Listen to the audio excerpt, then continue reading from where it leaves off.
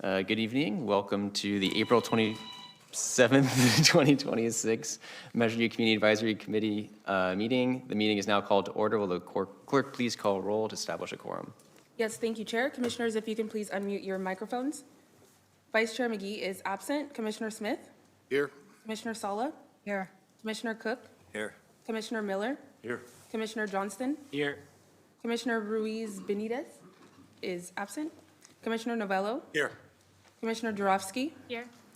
Commissioner Pichal? Here. Commissioner Fry Lucas? Here. Commissioner Rosa is absent, and Chair Georgioff. Here. Thank you. We have a quorum. I'd like to remind members of the public and chambers that if you'd like to speak on an agenda item, please turn in a speaker slip before the item begins.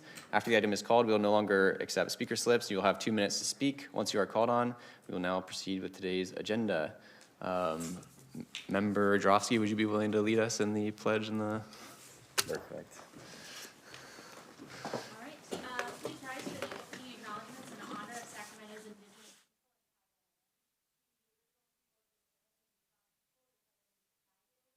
Valley and Plains Miwok, Padawan, Wintu peoples, and the people of the Wilton Rancheria, Sacramento's only federally recognized tribe. May we acknowledge and honor the Native people who came before us and still walk beside us today on these ancestral lands by choosing to gather today in the active practice of acknowledgement and appreciation for Sacramento's Indigenous peoples' history, contributions, and lives. Thank you. I pledge allegiance to the flag of the United States of America and to the republic for which it stands, one nation, under God, indivisible, with liberty and justice for all. Thank you very much for that. Normally we would have a consent calendar, but we actually don't because this is a special setting, special meeting. So we just go straight to the discussion calendar. So we'll start with just the one and only item, which is the approval of the Measure U budget recommendations. I want to start by just doing a quick little intro. There's been a few people who've come to me and asked for us to expedite how we operate. I guess I want to level set the forum for what we're trying to accomplish here, which is not to debate in this environment. I think the idea is get your points out of what you want to say, but realize we're going to have disagreements, and that's okay. So we're going to move to voting almost as fast as possible. So essentially, once everyone has said their piece on something, we'll take a vote. We'll be like, do we agree with this amendment or not? And then we'll move on. Just try to expedite things along. I think the place for debate and long-form discussion is in ad hocs, right? And we have those available to us, and so we should use those to do that. But without further ado, we can get into it. I would also recommend that obviously every program that we have in Measure U is important and has some impact, some positive impact in some way. And so when someone's generally advocates for an increase in spending in some program or another, that budget does have to be balanced at the end of the day. So that also means that it has to come from somewhere. So for us to just constantly, frequently say, let's enhance this program or let's build on this program, we need to figure out where's that money coming from. And so which program does it get pulled from, meaning what are we reducing as well? And I think that's the harder question because it's very easy to come up and say, yes, this is an important program. They're all important programs, but where's that money gonna come from? So I'd encourage people, if you're gonna say, let's put more into this or more into that, that they also come with a plan of where that's coming from. Okay, members, I invite you to speak. Member Smith. Well, I would recommend that we strike points 3 and 4 and any and all content in the document related to points 3 and 4. I'd also recommend that we take up additional recommendations, specifically related to one, participatory budgeting, which we've said that we would like to see more of in the coming years. We have not made a request. We have not made a recommendation regarding that issue. And also regarding issues that people were good enough to come here and testify before us. Last week we had record attendance, which I was thrilled about, but people also didn't get to testify. In fact, materials were submitted related to a public bank. That those folks recently appeared at a city council meeting. The request was for $250,000 to fund a public bank. I agree with your recommendations around point one.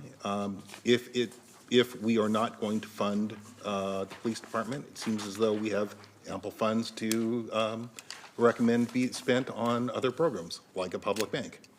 I'm also kind of partial to the tree guy who showed up a couple of months ago. I'd love to see that guy get something because, or rather, I'd love to see funding for the program he was advocating for because I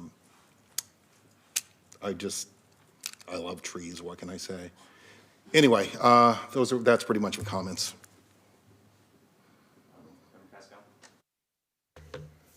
Thank you.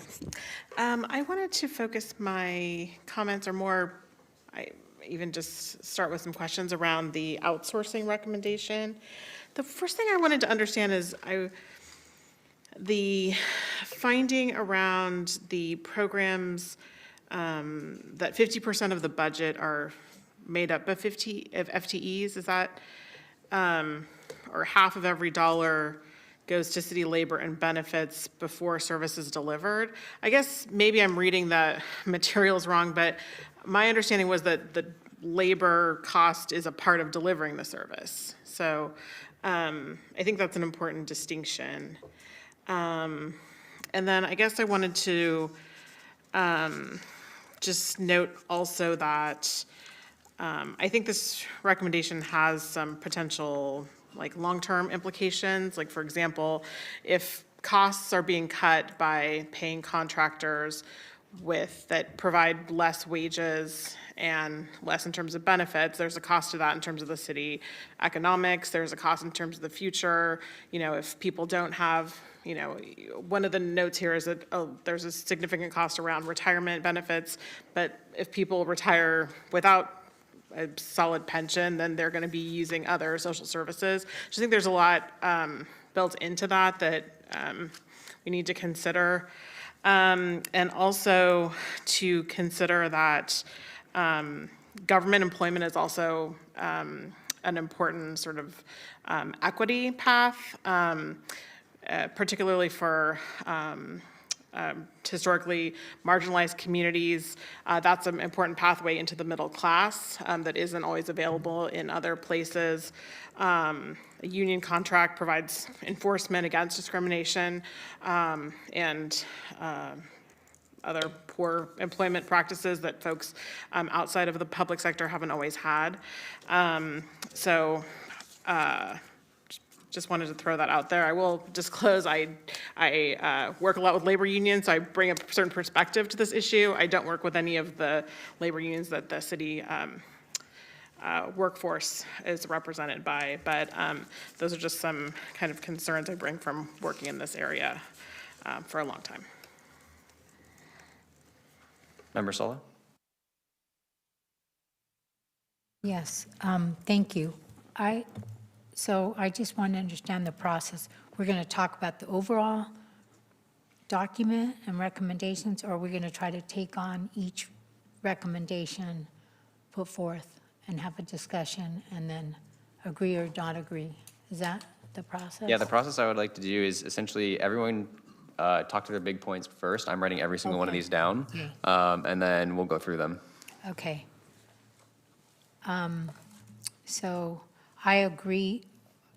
I don't agree with 1 and 2, and the reason is I know that maybe it needs to be a different name, but I was here when high schoolers came. I was at the city council when high schoolers came and talked about the academies that exist in their schools in Valley High, and there was another, maybe it was Grant, and they spoke about what it meant to be part of the academy, which the pipeline program funds these academies that lead to eventually a community resource officer that eventually will lead to them applying and getting into the police academy.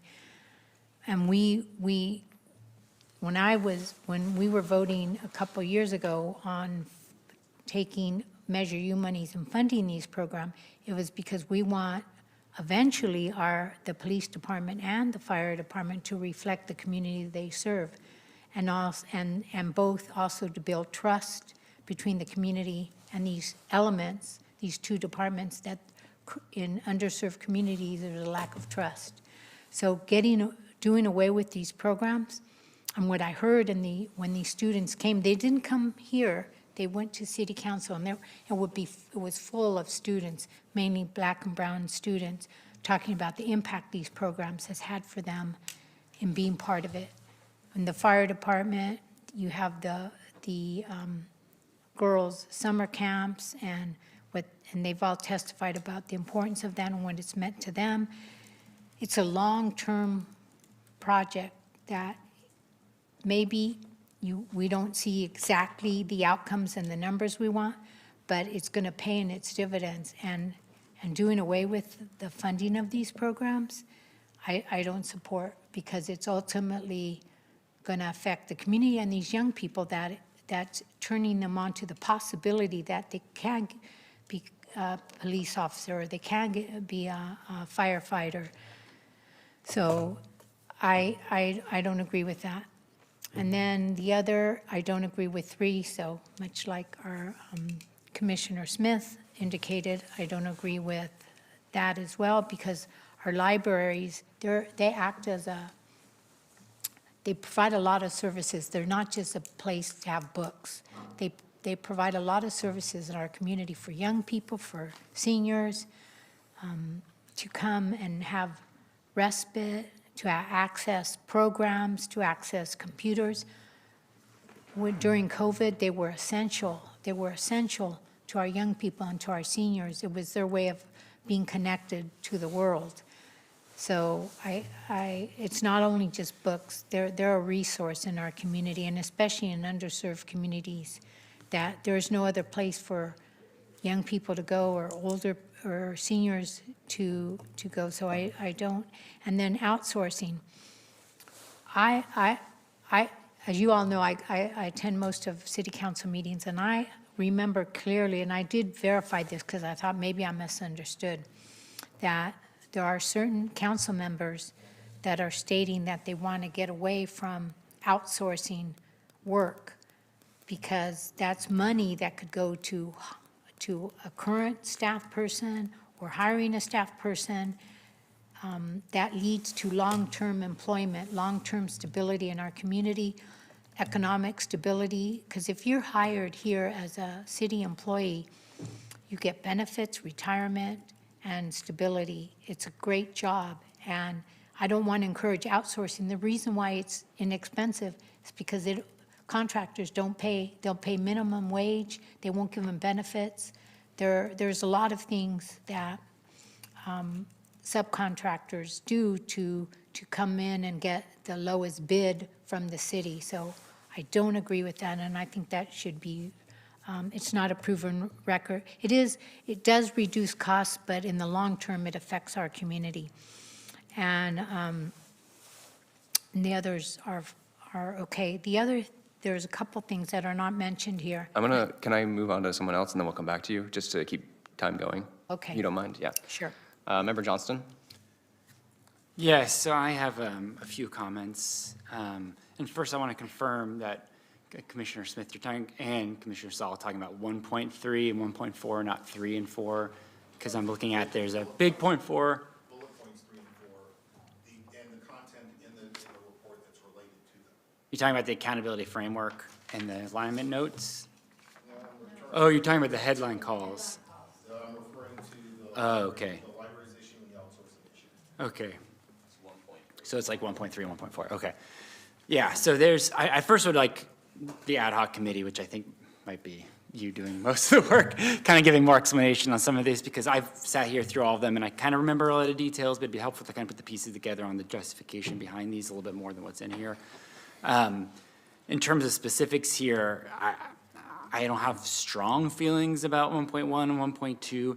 I have strong feelings about 1.3, and I just want more explanation on it. Though I will say about 1.3, I understand that the community survey report put in terms of preference Library is a little lower, but it was still very high, 70% or more. My concern is I'm just never going to vote for a lower funding of libraries. That's the only two things. That was one of the only services that was on both ballot propositions for 2012 or 2012 and 2018. I always forget the years, 2016, 2018? Yeah. And a whole host of other things. It was in our recommendation last time. I don't see any evidence to change that. Our focus group, though I think our focus group had some limited scientific value there, unfortunately, said it was a priority. City voters voted overwhelmingly for Measure U not too long ago, which was to guarantee funding for libraries, and I think that's a really good objective measure of the community support for libraries.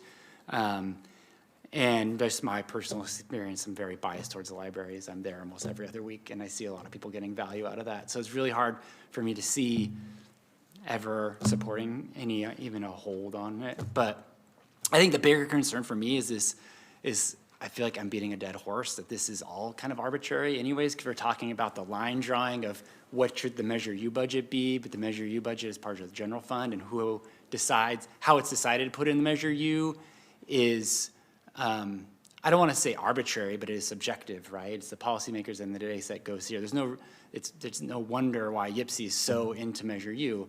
They're not going to defund if they move it out. They're still going to get the money out of the general fund, right? So my concern is that this recommendation is inhibiting our ability to do our job, because our job is to make sure that Measure U funds are being spent in terms of how the community wants it. And the only way to do that, I've come to the conclusion, is by looking at the entire general fund. And I've been meaning to write this memo. I've been writing it, I promise. I'm doing my best to get it next, is looking at all the ballot propositions and the city resolutions. And I'm just trying to think of and tracing the money. At the end of the day, I think it's just it's arbitrary. So if you say we want to lower library funds, there's no way the city council is going to lower library funds. They might lower what Measure U says it is, but they're still going to get the same amount of money anyway. So it's kind of, in my opinion, a little bit of a whack-a-mole to just look at this line drawing Measure U, and this is not the first time I brought it up. But I think the point here is specifically made in the non-Measure U fit costs, right? Shifting the lines from Measure U to general funds. Well, we could argue that could be for anything, right? And so at the end of the day, it's not really, I don't want to say we're wasting our time here, but I want to say we really need to look at the whole general fund to do our job of looking at how Measure U funds, because else it's not looking at the full picture. I think it's our legal obligation to look at it. And I don't think that should be controversial, right? Because everyone comes in here, even I asked the police chief last week, and she said, I consider it all part of the general fund. And she's not the only one to say something, maybe not as explicit, but that is what they have all said, is I look at it as kind of a big pie. It might be a little different for YPSI because they get all their money from Measure U and some of the other ones, but at the end of the day, it's all general fund. And people may disagree, but I think it's been pretty well established. So that's all to say is I just don't think we have enough information to really make a competent recommendation. I've been here for every meeting, or all but one meeting. I've looked at all the presentations we've talked through. We're getting presented what is described as Measure U budget, but that's not necessarily the commingled Measure U funds. So I tried my best, and I think Commissioner Georgioff points is correct. At some point, you can't just advocate for everything to be in, because at some point you need to balance the budget, right? So I was thinking well, what do I feel most competent doing in making a full recommendation? And it's sadly saying spend Measure U funds the same way you have been doing, but with a promise to ourselves to have a more rigorous review over the next year, that we've learned a lot. We now have a lot of consistency. I think a lot of people have been here for a good amount of time. And to really look at the full scope of the budget and making recommendations based upon our purview of Measure U of how it should be sent for the community. So I would be fine voting on the recommendation minus the library one, because at the end of the day, I don't think it makes a whole lot of difference in terms of moving this back and forth. I do think it sends a message, which is important. But I think one thing that I do want to articulate most strongly is I do think the accountability framework is really good. And I really like that, because at the end of the day, that's what we spend a lot of time on, the metrics and some form of accountability. And the review cadence is really helpful. But that's the hill that I'm going to die on, is that Measure U at the end of the day is the general fund, and the general fund is Measure U. And I can't figure out a way to say one is the other and sleep at the end of the day. So that's my piece. Sounds good. We'll continue this for another like 15, assuming hopefully we'll be finished by then, but Member Cook or Member Miller?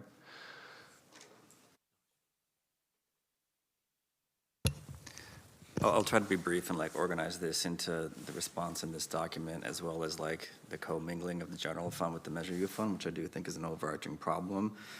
I think with respect to this document, number 1.1, which is cutting public safety, we should really like reevaluate. I think we can all agree that funding the youth, particularly those from underserved communities, is a priority for Measure U.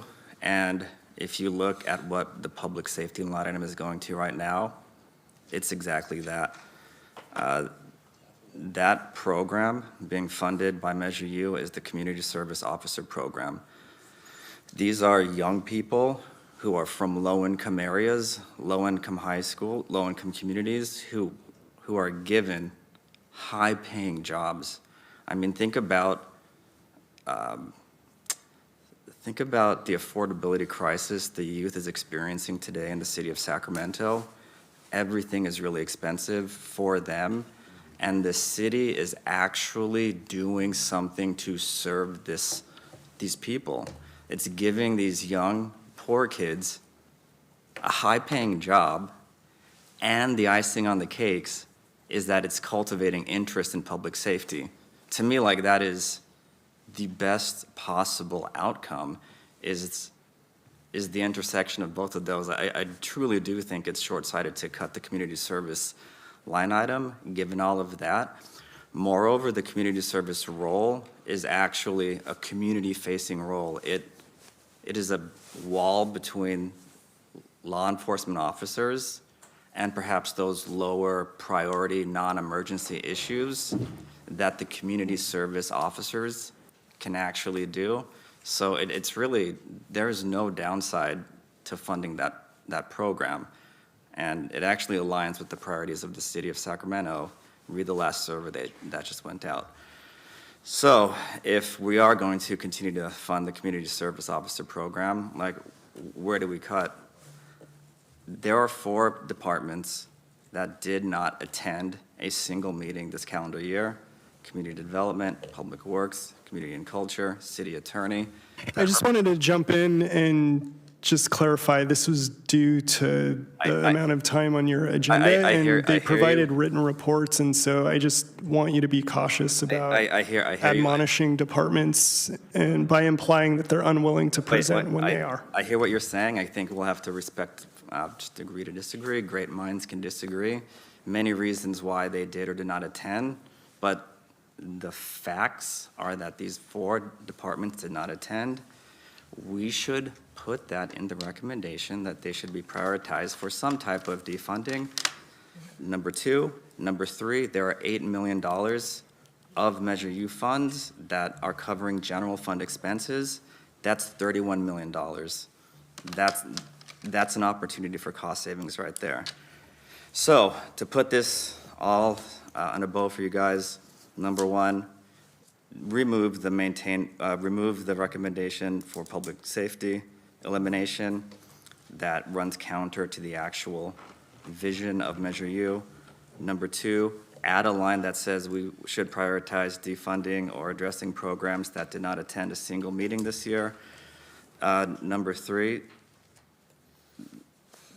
we got to decouple the Measure U from the general fund. I agree totally with what you're saying, but because general fund and the Measure U fund commingle together, it's very hard to draw a line in the sand where one end and one begins. So we must make a recommendation that they must remain separate. To me, that's the best possible outcome. Thank you. Member Drosky? So I just wanted to say, like, I agree with Commissioner Smith, most of the commissioners who have mentioned, wanting to kind of strike 3 and 4, the library and the outsourcing from those recommendations. I also think that just generally looking at the language in it, we're kind of reaching kind of beyond our role and our space in it. There's a lot of like strong subjective language in there, calling things colossal failures, kind of like, I don't know how to best describe it, but a little bit like it was like just kind of taking notes as someone was kind of talking through a process a little bit where, you're like, well, libraries aren't used that way anymore. Like, maybe we should just have less books and talking through it. And that's not really our role to make those types of recommendations. I think we need to have like the actual data and information to justify it. It needs to be objective. It needs to be grounded in that data and also what we've heard from the community. And as Commissioner Johnson said, our job is to make sure that the funds are being used for the purpose of measure use priorities. It's not necessarily our role to find deficiencies in how the city government operates, but we can hold them to a standard and hold them accountable for reaching those goals when they come in and they give those reports and making sure that those programs are being operated in the spirit of Measure U, that they are being effective, that they are having the goals and the outcomes that we're looking to achieve. Yes, we can have those conversations with them then, asking questions about like, how could you make this more effective? Have you looked at partnering with community organizations? Have you done all of this? But I just think that some of the language in there is a little bit overarching. We're stepping beyond where we are. It's a lot of opinions and not a lot of like objective information for us to be able to kind of ground it all in. Member Johnson? I know I already spoke, but I just want clarification, because one, I agree, but that language, we got circulated, I think, an updated draft that had a lot of that taken out. And are we voting on the updated draft, or are we voting on the new draft? And I also want clarification. I don't remember, I don't see point one point. Yeah, it's in the agenda, but then we've also. There has been an updated one, yeah. There's one available at the front on paper if you want it, and then there's also like, I guess you just gave it to clerk. Stuff is moving quick. Apologies. I should have said that earlier. Some of that, but it's mostly the same. Like the points still stand, but some of that language has been toned down. Yeah, especially the language for the libraries. But then maybe I'm misreading it, but I don't see one recommending removing funding for the police hiring. It's just a restructuring. So this is, again, I think maybe a point of clarification of what are we actually voting on in terms of these recommendations, just because maybe we all have different understandings of what they mean. Yeah, Member Sala?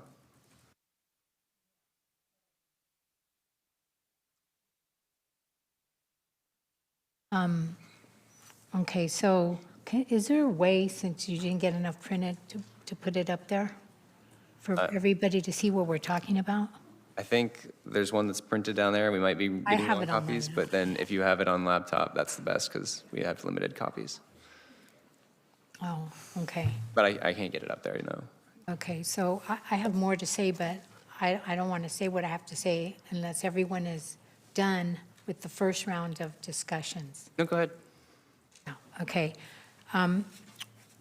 So the executive summary, I would like to, this was good, but I would like to use some of the language, so remind everyone and remind ourselves what the language says. The first part of the ordinance says what the Measure U is intended to fund, and that's so maybe up front, reiterate that again, just as a reminder. And then something positive, because we did some good work in finance. We moved from presenting our recommendations after the fact to doing it before, and that was because the finance department has worked with us and that should be acknowledged, and it should be acknowledged and be a positive thing that has happened, and there's no we go right into pointing out some deficiencies, and I think that I would like to see that in the executive summary, a positive, because there was some good things that have occurred this past year with the finance department that never happened before, and the benchmarking and all the work that you've been doing with the finance department, and that should be acknowledged. And I'll say this and then I'll be done. So the Office of Violence Prevention, there is no mention of them there. And I would like to see, at least at a minimum, we mention that they should be funded for the next 3 years.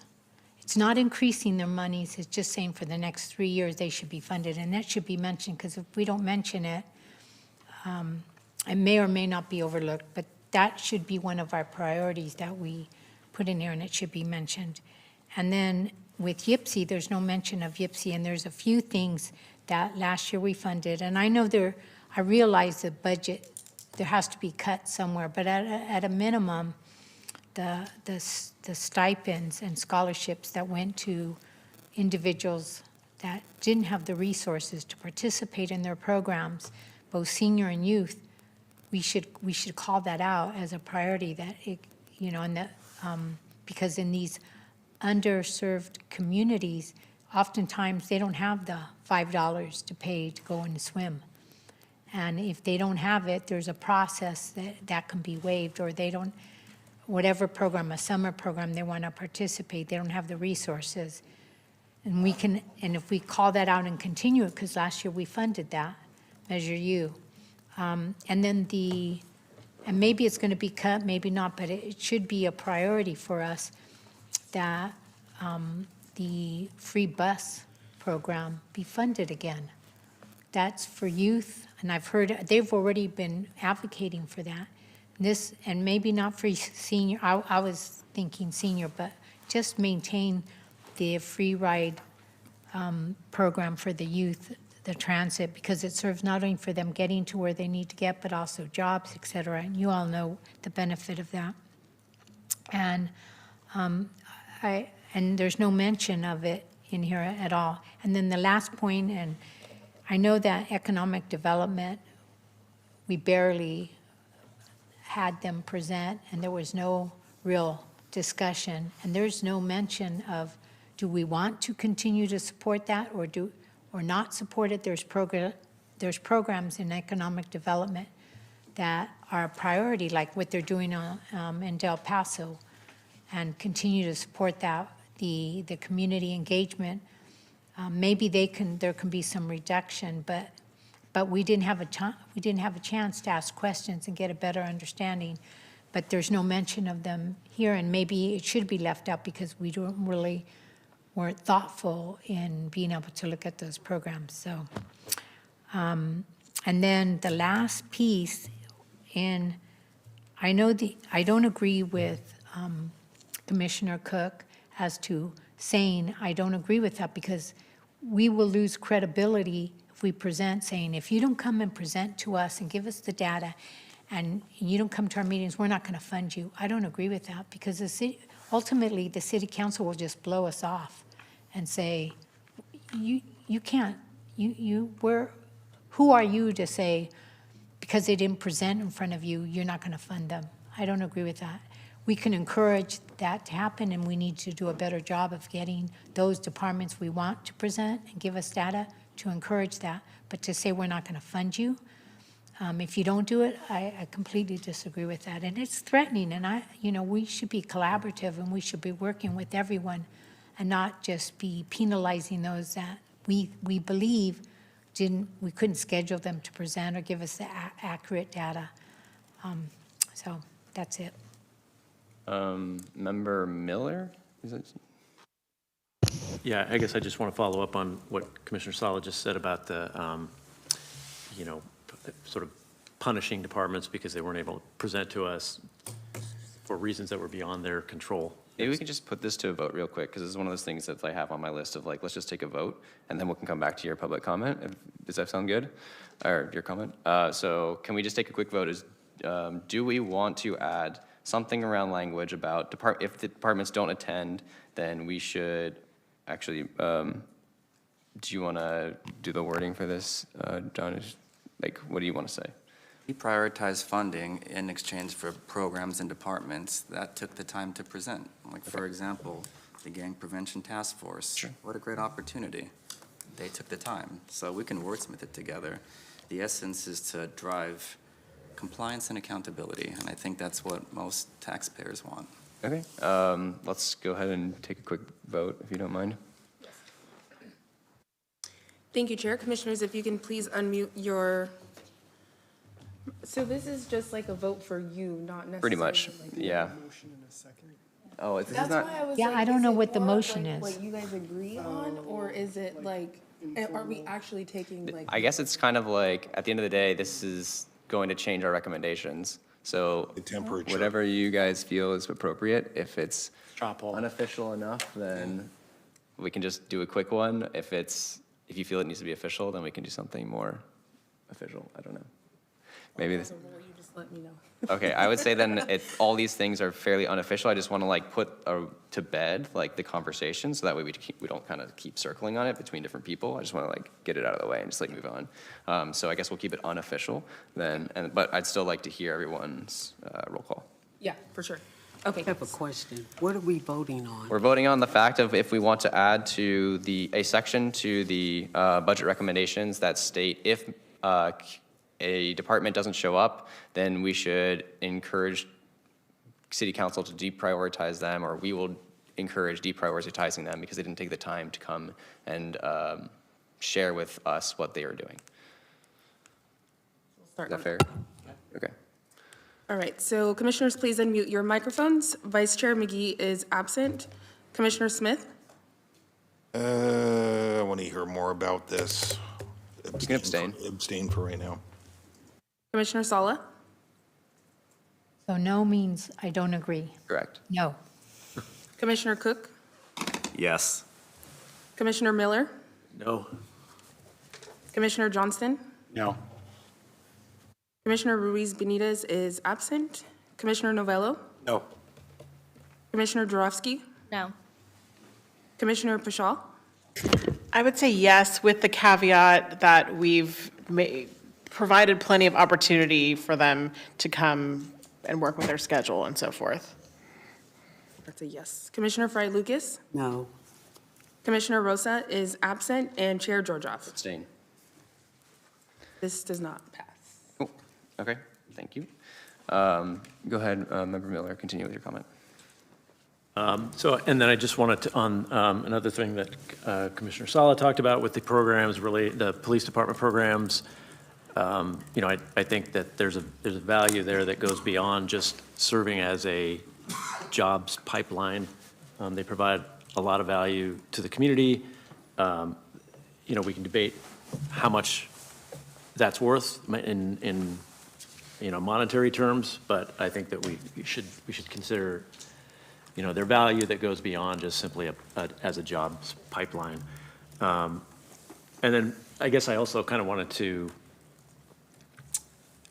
I'm not sure how to say this, but Commissioner Johnson, you said something about we're sending a message, all we're really doing is sending a message to council when we make these recommendations or something like that.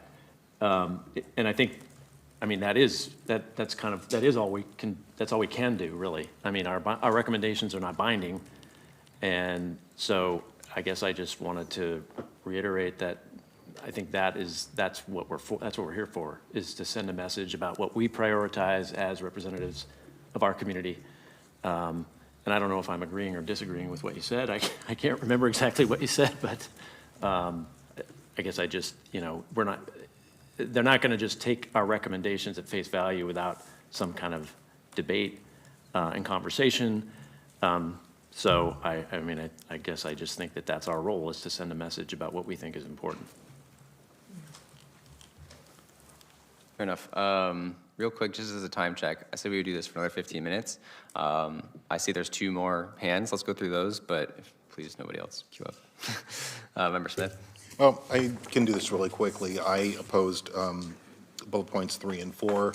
The reason I opposed 4 specifically was that I felt that it was kind of, in addition to the fact that clearly there's some things to trip over with regard to labor negotiations and whatnot.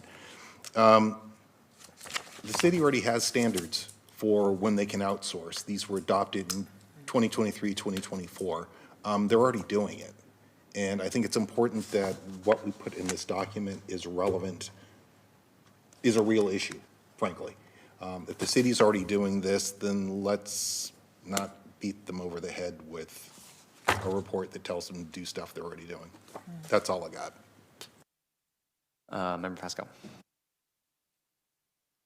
I just wanted to say, I neglected to say this the first round, but that I really appreciate the work that went into putting this document together. I think it's easy, like, we're all going around and picking holes in it, but we could not have had the conversation if someone hadn't done the effort to put this all down on paper. And having been involved in that process in prior years, it's hard. And it's hard to, try to capture conversations that happen in all these different places and just like start with a blank piece of paper. So I just want to say, like, even though I think we're giving critical comments, that's still a really important part of the process, and it's a hard one, so thank you. All right, can we do public comment now before we move on to the next section? We do have one public comment. Lambert?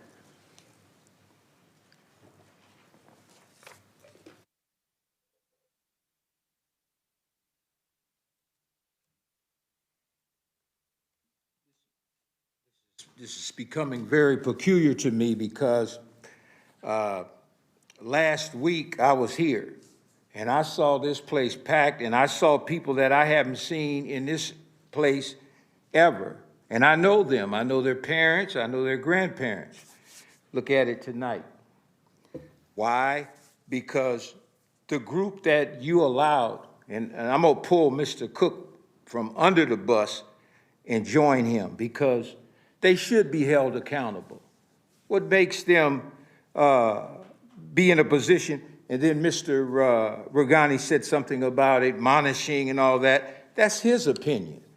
Everybody has an opinion. I didn't hear anything. Last week, there was 9 minutes left, and this is going to come back to haunt this city.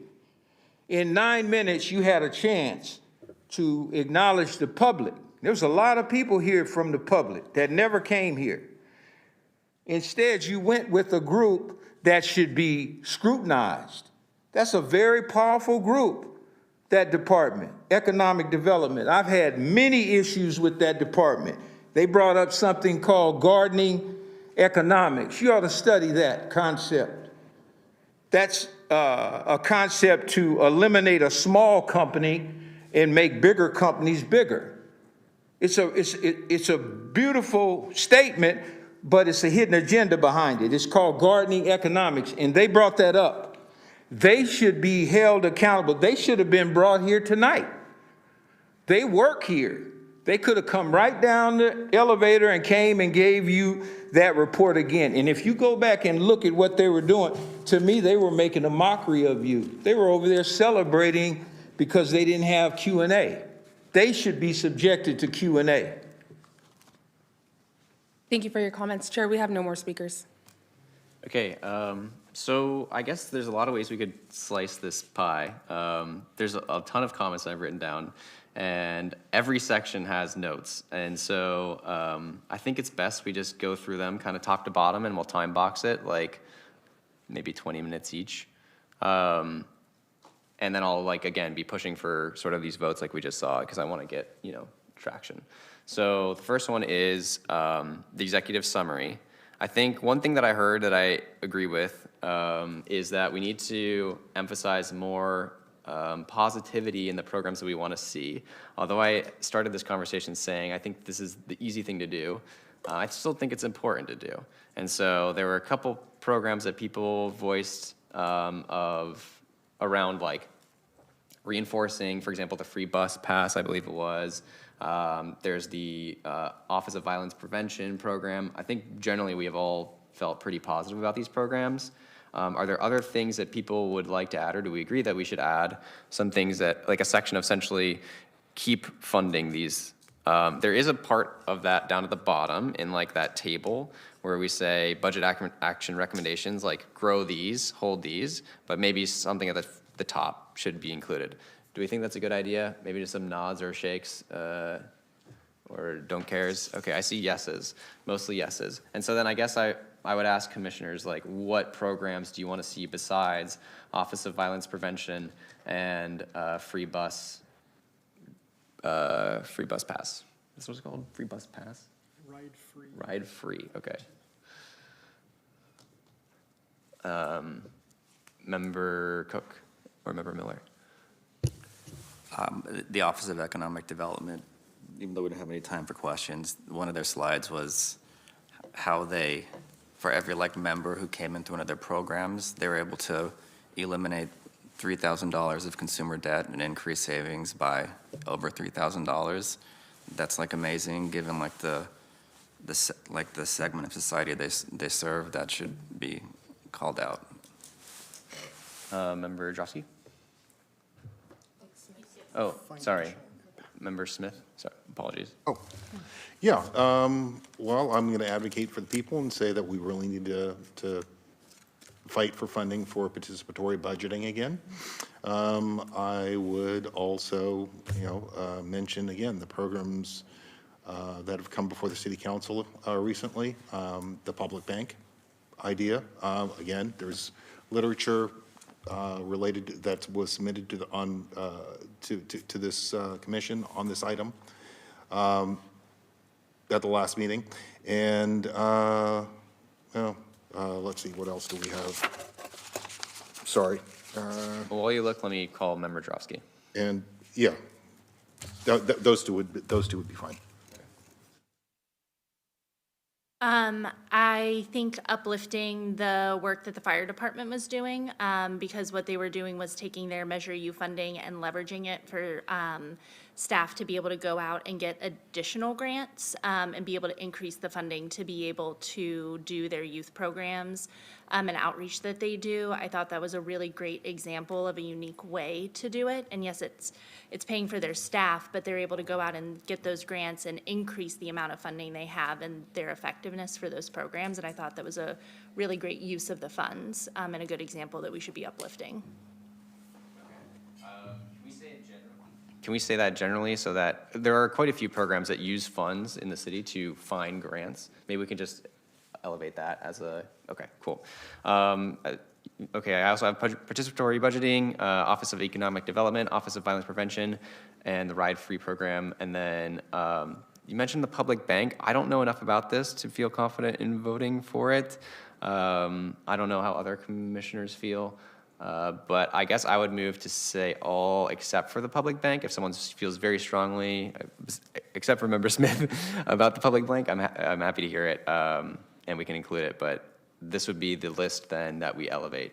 Can we get I guess this would be my motion. Do I have a second? Can we add the specific of the 3-year ongoing funding for the Office of Violence Yes. Prevention? Yes, we can.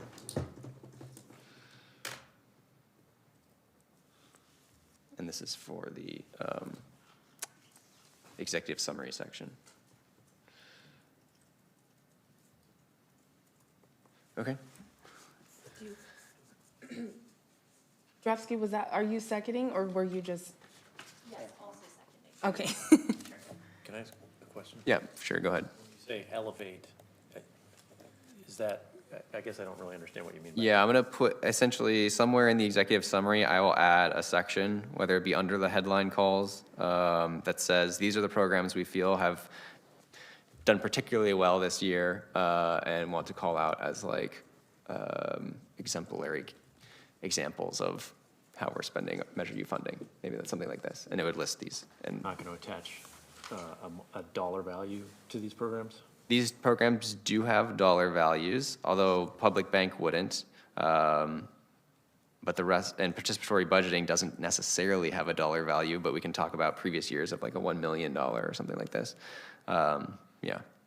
And I guess there's another version of the document that's attached to the agenda that I didn't get. Is that what you're talking about? You are on the latest version, actually, I think. The one that's attached to the agenda is the older one. Yeah. So somewhere floating around here, there is the current one? Correct. It's very similar, though, to the one that's on the agenda, so you can use that one as a Because you're context. referring to an executive summary, but I don't think they're, There should be one on that, even the old document, okay. at the top. Okay, thanks. You see it now? Okay. So something there. Are we all clear on what any other questions? Okay, I think we're good then. All right, so we got a motion by Chair Georgioff and a second by Commissioner Drofsky. Commissioners, please unmute. Vice Chair McGee is absent. Commissioner Smith? Yes? Commissioner Sala? Yes. Commissioner Cook? Yes. Commissioner Miller? Yes, Commissioner Johnston? Yes. Commissioner Ruiz Benitez is absent. Commissioner Novello? Yes. Commissioner Drofsky? Yes. Commissioner Pashal? Yes. Commissioner Fry Lucas? Yes. Commissioner Rosa is absent, and Chair Georgioff. Yes. Thank you. The motion passes. Awesome. Okay, so we'll make sure we have that. Let's move on to the next section, which is the police 1.1. Obviously, quite a few comments on this. I think the overall sentiment is that we value this for the youth development side of it, not the hiring pipeline side of it, and that's fine.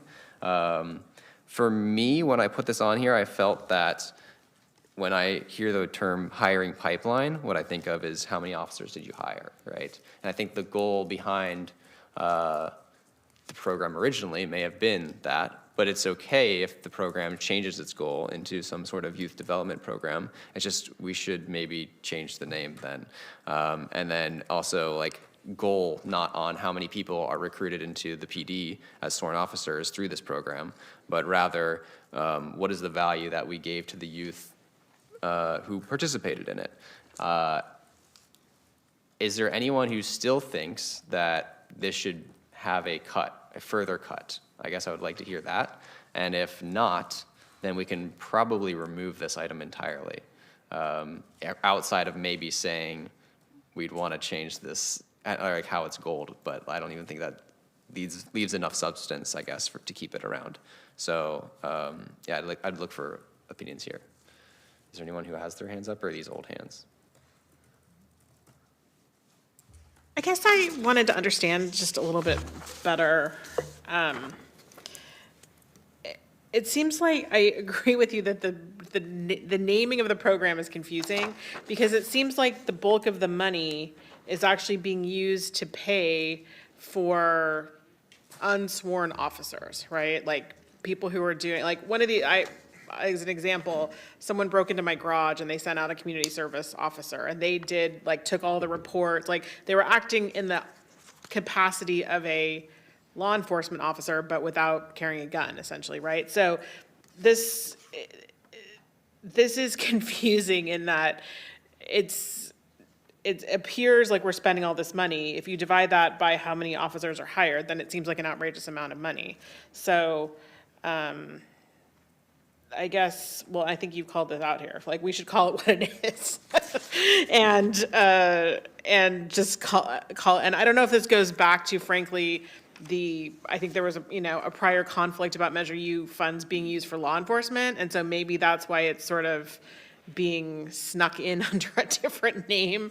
But I guess, in my view, it would be fine to keep this money here if that's what it's being used for, but we can't, but it is misleading to the public, and I think that's an objective of ours, is to be transparent with the public, right? It's misleading to say that we're spending $5 or almost $6 million to recruit people into jobs, because that isn't what's happening. So I don't think I answered your question, but I guess it helped me talk it through, so thank you for the time. Sure. Any other opinions on this? We have time if people have thoughts. Member Cook. Oh, Member Miller, sorry.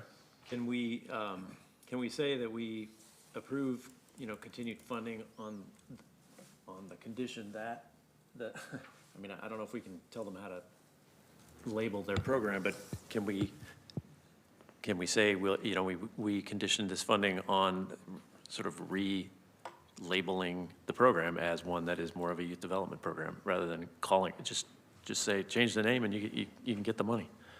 Not just change the name, but also institute some, I mean, I'm sure they have some youth development goals already, but make those clearer to us and to council. Sure. Member Smith? Yeah, very quickly. Going back to the actual text of Measure U, public safety was called out specifically. Youth development by way of employment opportunities, I don't recall that was. Can anybody offer a counterpoint to the, can someone remind me if I'm wrong in that? Youth development, or youth specifically, was, through employment opportunities, was not.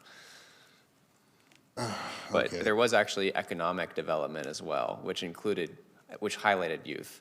And so from that perspective, you could argue that job job growth of youth is part of Measure U's original intended purpose. But to interpretation, yeah. Yeah, exactly. And I think that's where, that's a potential footfall for it's a potential obstacle for this commission. The public has felt, or voiced concerns to me personally, that Measure U is not being used what it was intended for, and it's not being very transparent in that way. On one hand, I agree with you that this is a valuable program, but the question of whether it's valuable is separate from the question of whether or not it's valuable for the purposes of Measure U. And I think that's something we have to pay attention to as we move forward. In the same way that Measure U funds were used to pay for disabled access to City Hall. Is that valuable? You betcha. Yes, it is valuable. But is that what Measure U funds should have been used for? And I can think of a few different examples that are like that. So, and I don't know how to frame the question around this, but that's something I think we have to consider as we move forward. Member Sala. I was here when there was the discussion of the funding for the police, the excessive amount of funding that Measure U monies was going to police, because in the ordinance, it does say funding for safety and police. And when Measure U, under the leadership of Dr. Kofer, they came and said, the reason Measure U passed was because of our advocacy, was both police and fire. And in the ordinance, it clearly says that. So, but we didn't agree with all that money going for that. It shouldn't fund the police. And what we had a discussion, said we really want ultimately, and you can see the diversity in the current makeup of the police and fire, they're making some headways for women, but not for Black and brown members. And it doesn't reflect the community. And that we had a discussion, said it's important that they reflect the community. So in that, we had a discussion of how does that happen? And that's when, maybe that's how it came with the pipeline, but it's twofold. It's helping youth and youth development and keeping kids off the streets and getting into trouble and feeling like they have a place and belonging, being part of the police academy that's in these various high schools, an underserved community. So, and in that way, it does meet Measure U's objective. And what happens is they get involved, they feel compelled to, I want to pursue this and I want to become a community resource officer 1. It's getting their feet wet and hopefully they get hired in there and they have priority because they participated in the academy, they graduated from high school, they kept their GPA, and they get in, and eventually when they complete a component for the community resource officers, you got to at least enter community college or college. They do that, and that helps them to ultimately get into the academy that ultimately will result in higher, and our community will benefit because the police department will reflect the community that it serves, which right now it does not. So that was our thinking when we were deciding how to fund part of the police department, but it not go to funding police officers, et cetera, which at the beginning, that's what it was doing. So. Member Drofsky? Yeah, I agree with everything Member Saul is saying, and I think it's difficult to know what I think that they need to kind of decouple this a little bit to make it a little bit easier to understand. There's the cadet program, there's the CSO position, and there's the hiring pipeline, and I think that they can flow into one another. And The chief gave us some good clarification last week when we met, where, she mentioned that it's not that it costs us, $5 million to hire 8 people. It's that once those people are hired, that money is being used to support the role and support the person. So that way they can go through community college and get that associate's degree or whatever they need to be able to go to academy. But I think maybe we need to make it easier for us to understand it and justify it, maybe decoupling it and saying we have the cadet program, here are the goals that it has. One of those goals is that they'll become a CSO. Then we have the CSO program. Here are the goals it has. One of them is that they would hopefully become a sworn officer for us, right? And that would reflect the diversity of the communities. And I think that would be really helpful for us to be able to better understand and justify such a significant sum of money going there, because on its face value, it doesn't look like it's successful, right? It looks like they hired 8 people for $5 million over the course of a year, and over the course of 6 years, they've hired 48 people. But I think there's actually more to it. And then I think on the heels of all of that, youth development is public safety. I think we get really caught up in what defines public safety and that it's just police officers, but a lot of the stuff on here is public safety. Having clean streets is public safety. Libraries are public safety. Youth development programs are public safety. Economic development is public safety. Free bus rides for kids are public safety. Access to the pool is public safety.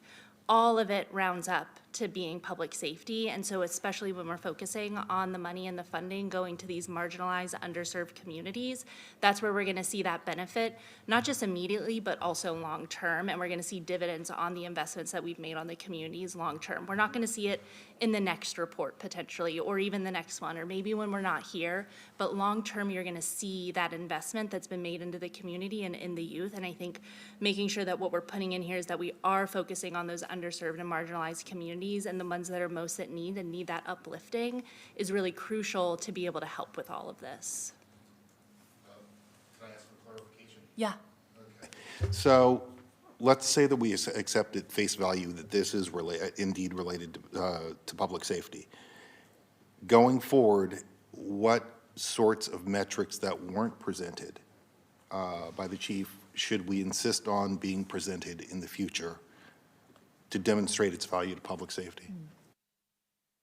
So I think, decoupling it into the separate programs would be really helpful. I think we can very much, it's easy for us to justify, potentially be able to justify sworn officers being more diverse and then also the CSO position. But as far as the youth program is concerned, what neighborhoods are they serving?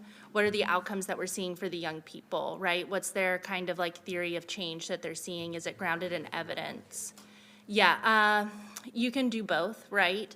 So are youth who go through the program more likely to graduate, right? Are they more likely to end up going to college compared to their peers that did not participate in the program, that have similar demographics as them? Are they reporting whenever they're, when you look at qualitative, or you could do quantitative for it too, looking at their reported, ability to problem solve, to think critically, to, be calm in the face of adversity, right? They're showing skills of resilience, those types of things, feeling like they belong in their community and part of it, right? Those are things that can be measured through a youth program, and even if that youth doesn't end up in that pipeline, doesn't end up becoming a CSO, you've seen beneficial outcomes for that young person because, you can't say that it's all because of the program, right? But compared to their peers, the ones that went through that program have better outcomes in those areas that we're measuring that would show long-term benefits for them, less likely to end up in the system, anything like that, that we're seeing those outcomes for the young people. Yeah. Okay, so it sounds like the general consensus of this section is that we want to keep it. There's some value here, but in a completely different form. The form is more in splitting it into 3 programs. So the recommendation is split this into 3 programs so that we can better goal against each one of them. One of them being the CSO funding, which is basically just going to goal against, public safety directly. And I guess some youth, since the CSOs are generally younger. Then we have the youth part of this, and then we have the hiring part of this. Youth being non-CSO based, I think there was, 50 kids or something in the program. I'm not exactly sure the exact number, I forgot, but, and then based off of each one of those, we would recommend some specific goals for each one of these. And that way it would allow both greater transparency and a better way to evaluate these programs, but we wouldn't change the budget. Did I capture that correctly? Does anyone have a different opinion to what I just stated? Member Cook? My understanding is that that $7 million of Measure U funding to public safety is going to the community service officer function, like exclusively. If that's incorrect, please correct me. It's And not what about correct. those other two? It's a little bit, It's more? it's commingled. So like, The cadet pipeline, et cetera? correct. And it's 5 million now, because I think they got cut. Yeah, Okay. yeah. All right. Does that sound good with everyone? I guess we'll take any other last notes, or we can just vote on this and then continue. I hear nothing. I think this one is pretty unanimous. I don't think there's any disagreement, so can I just do like a vocal? If you agree with this, say aye. Aye. Aye. Does anyone abstain? Does anyone not wish to proceed with this? Okay, cool. Can I just ask for clarification? So the last one, we actually made a motion and a second. Yeah. Right now, are we just kind of collectively wanting to do like a poll and not an entire like? Yeah, the motion seemed unnecessary, actually, so I think it's just a poll is fine. Okay, I just want to be clear. Yeah. Okay, thank you. I don't know why it felt like that one needed a motion when it Okay. didn't, but yeah. Okay, we're all trying to just do this together, aren't we? Yeah. Okay, moving on to the next section, which would be the fire diversity and outreach recruitment. There wasn't too much comment on this, I felt like specifically, but definitely, I think Member Sala, you said no. And then I think, is that it? Maybe someone else also felt the need to remove this. Any comments on this are now welcome. We'll discuss it for the next like 15 minutes or so. Member Drofsky?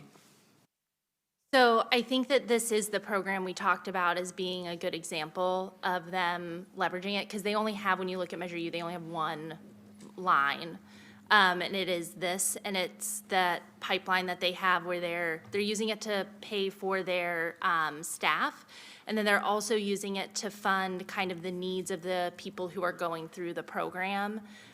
So they were using it to help them with like if they're going to school, right? Like them getting laptops, them being able to get books, things like that. So like ensuring that the folks who are going through the programs are able to continue, like have the support that they need to be successful in it and not necessarily need to drop out because of economic challenges or anything like that. And then those staff people who work at the fire department are also using that to get additional grants and funding for it. So I think earlier we added in that it was a great example, and now we're recommending it being removed because they're fully staffed. I would like, maybe Ash, if you know this, I have on this like 2 line items. One is like the fire suppression. Did that one get removed? It is not removed. They just didn't present on They just it. didn't present on it.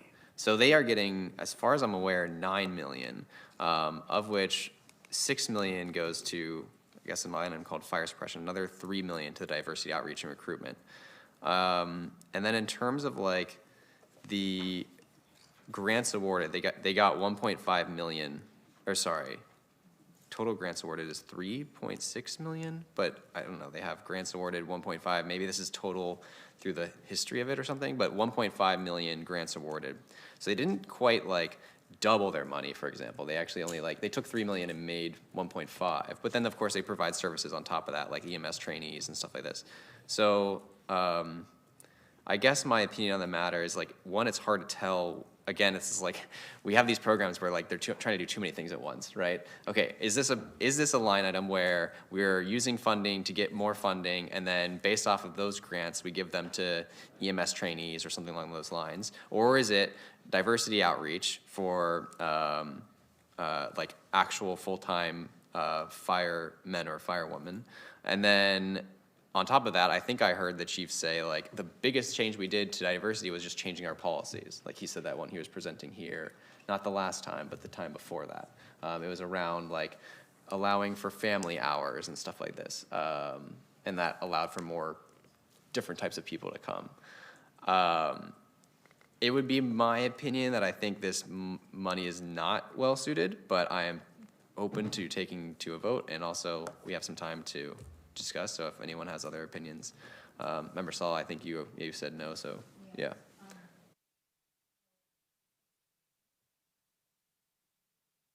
So I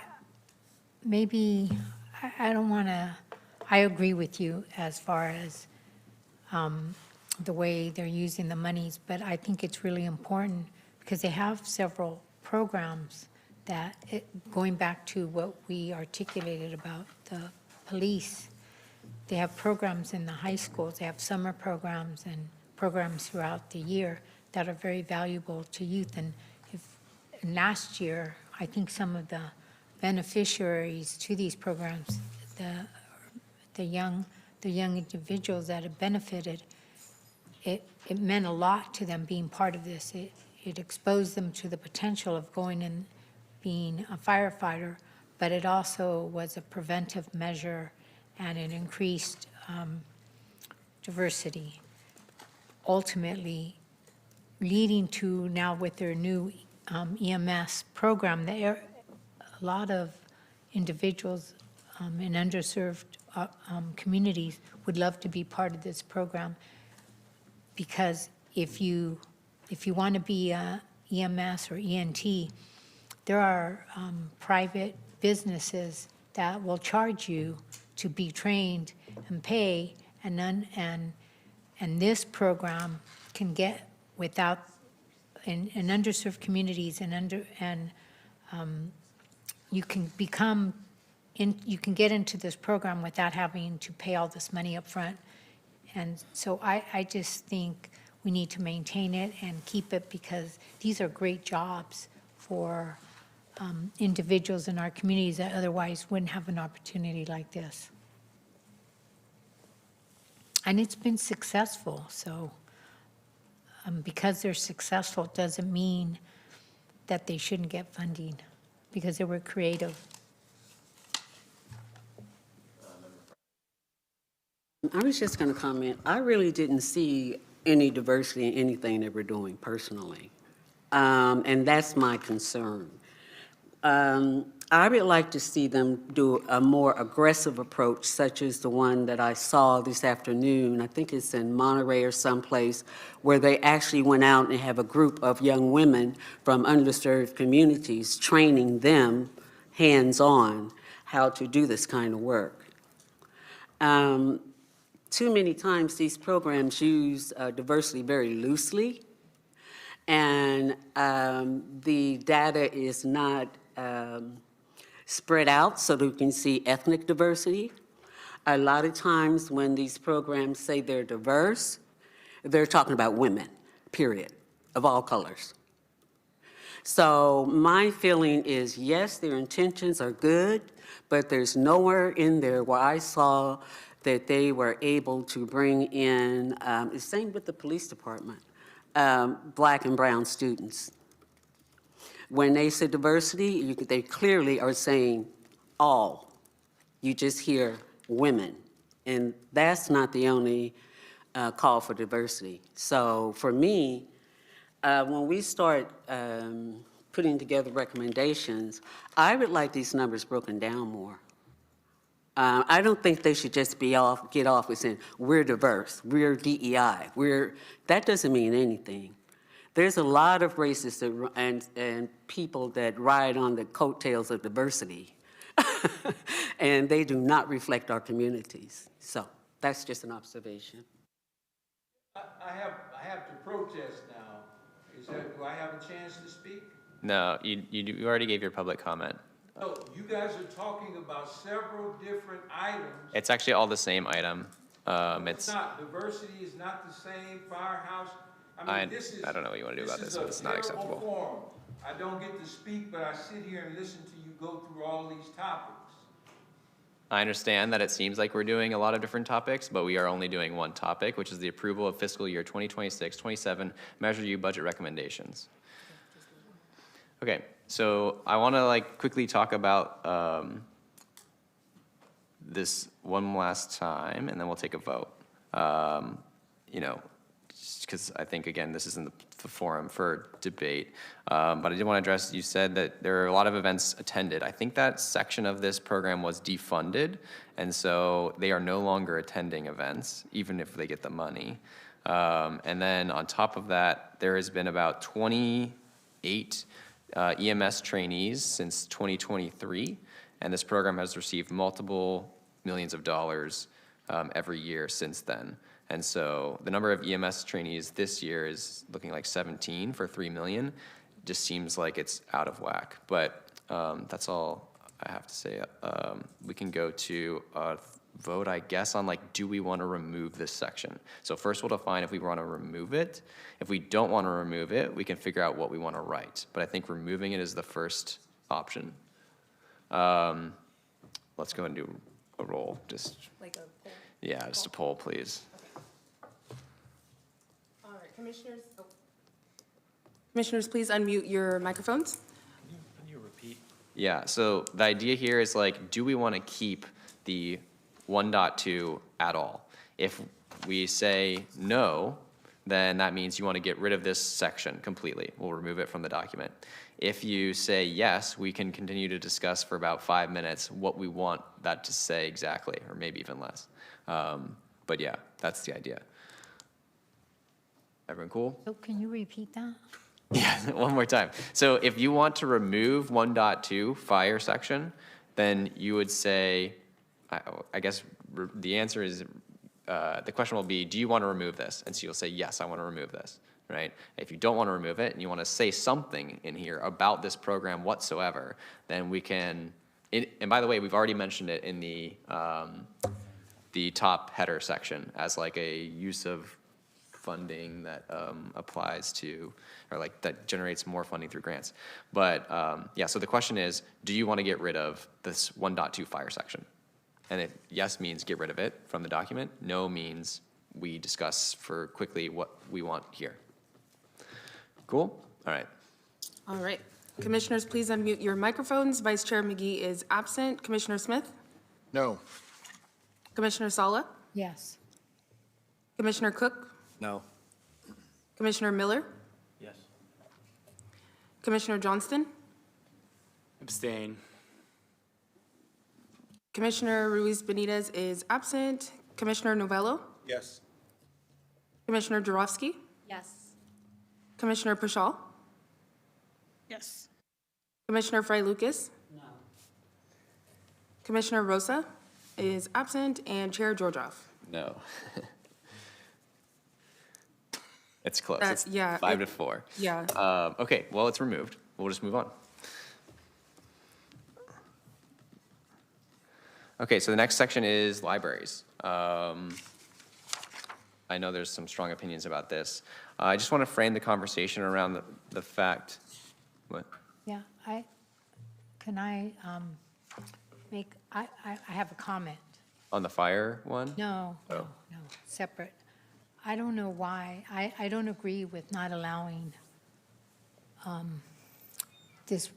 Lambert to come and make comments maybe after each section. I don't think he understood, and it wasn't clear, that when you make public comment, you're talking about the whole document. He doesn't even know what that whole document says. And so he's hearing one by one what we're discussing, but we're not allowing him to speak. And I don't support that. I would like some way to allow either after we have all this Yeah, that's fine. discussion for him to speak and make his comments, or do it as we're going through each of these elements, because he doesn't, so. Fair enough, I heard. I think after we're going through this, because I want to make sure that we do go through it all, we can invite Mr. Lambert up for a final public comment. Okay, so back to libraries. I just want to frame this, the reason that this even came up, because obviously, again, every program is important, right? But this was placed, it was between 11 and 10 out of 12 on the city survey. So it has a exorbitant amount of cost for the priority that people are giving it.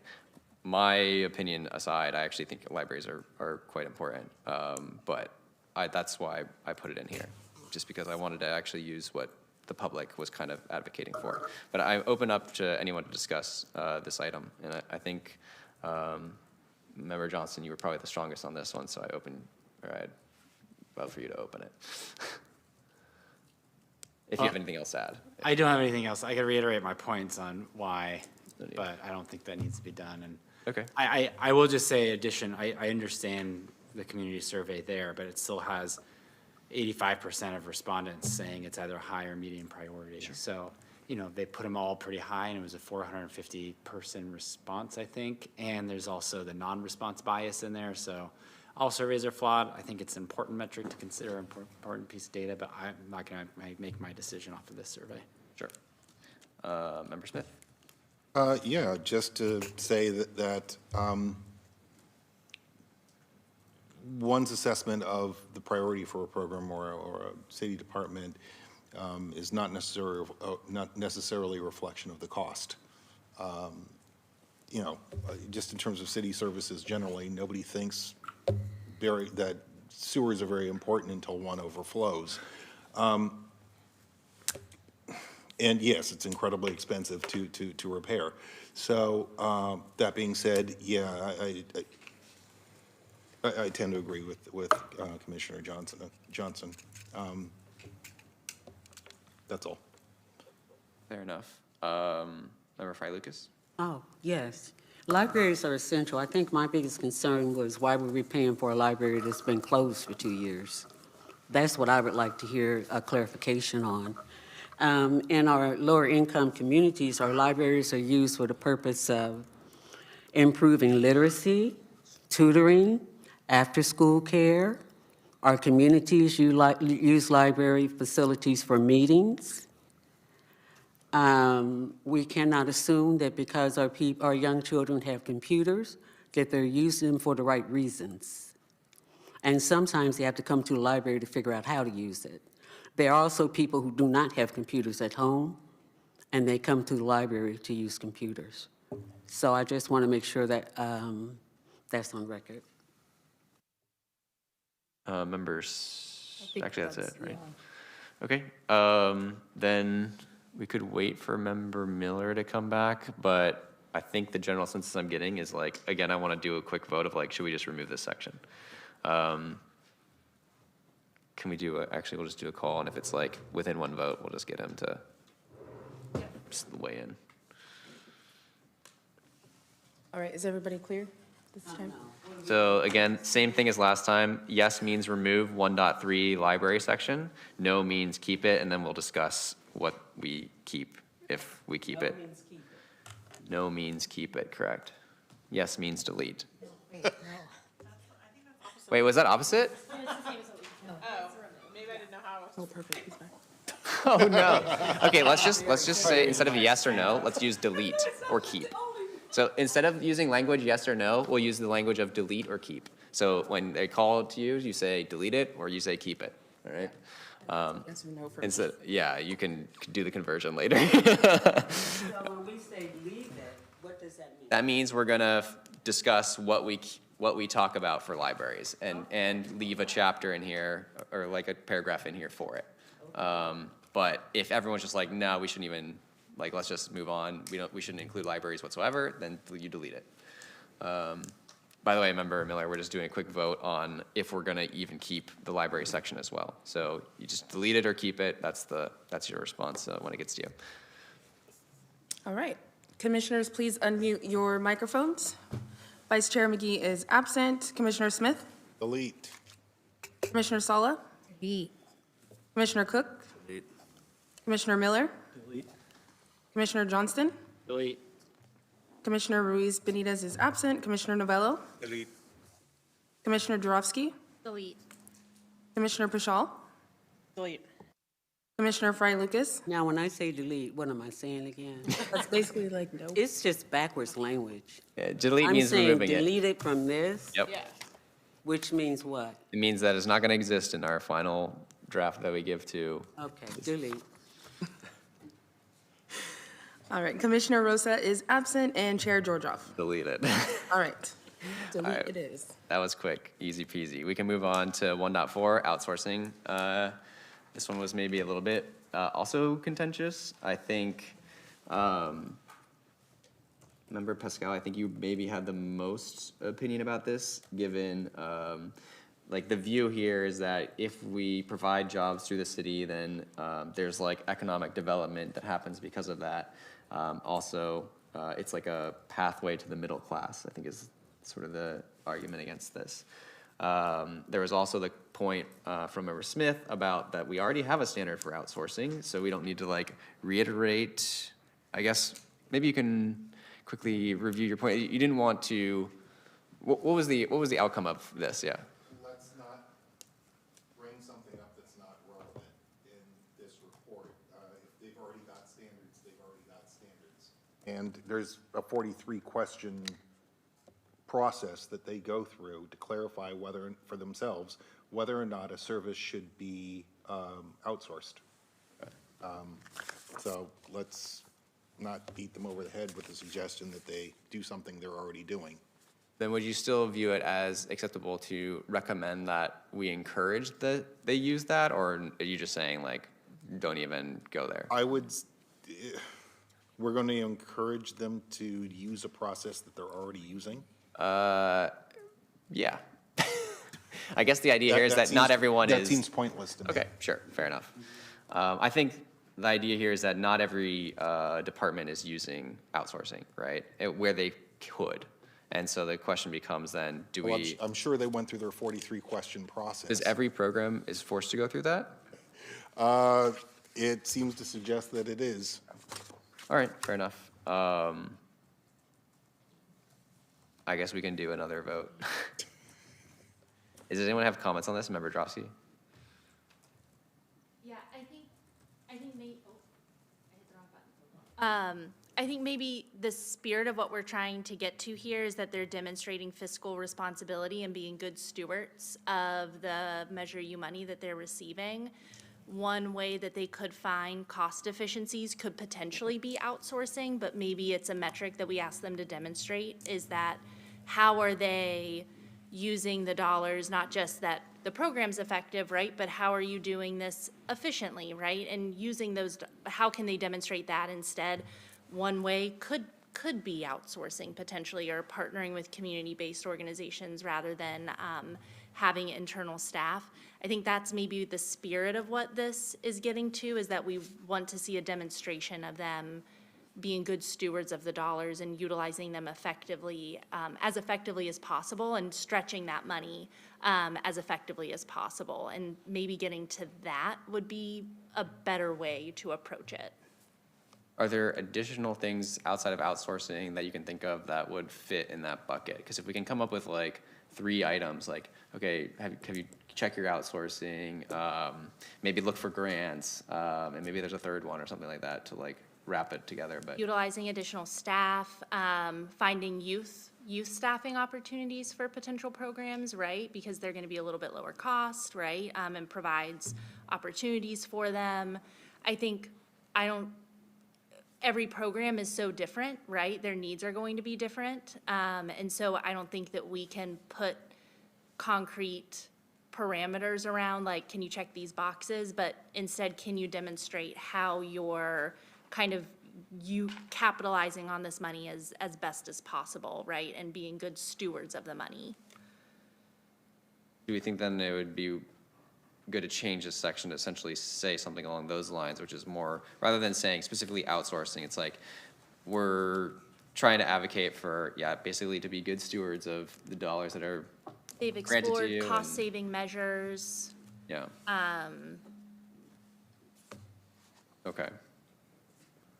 Because I think you're right. That was the essence of the paragraph. It's just a matter of phrasing. Okay. Any other thoughts on this? Let's see. Member Cook or Member Miller? I think in the spirit of like being good stewards of taxpayer funding, I generally agree that it's like a multi-pronged approach through which outsourcing could be one component. Definitely think maybe making a specific recommendation on outsourcing might be too precise and perhaps the other like vehicles of being good stewards, cost savings, that could be added.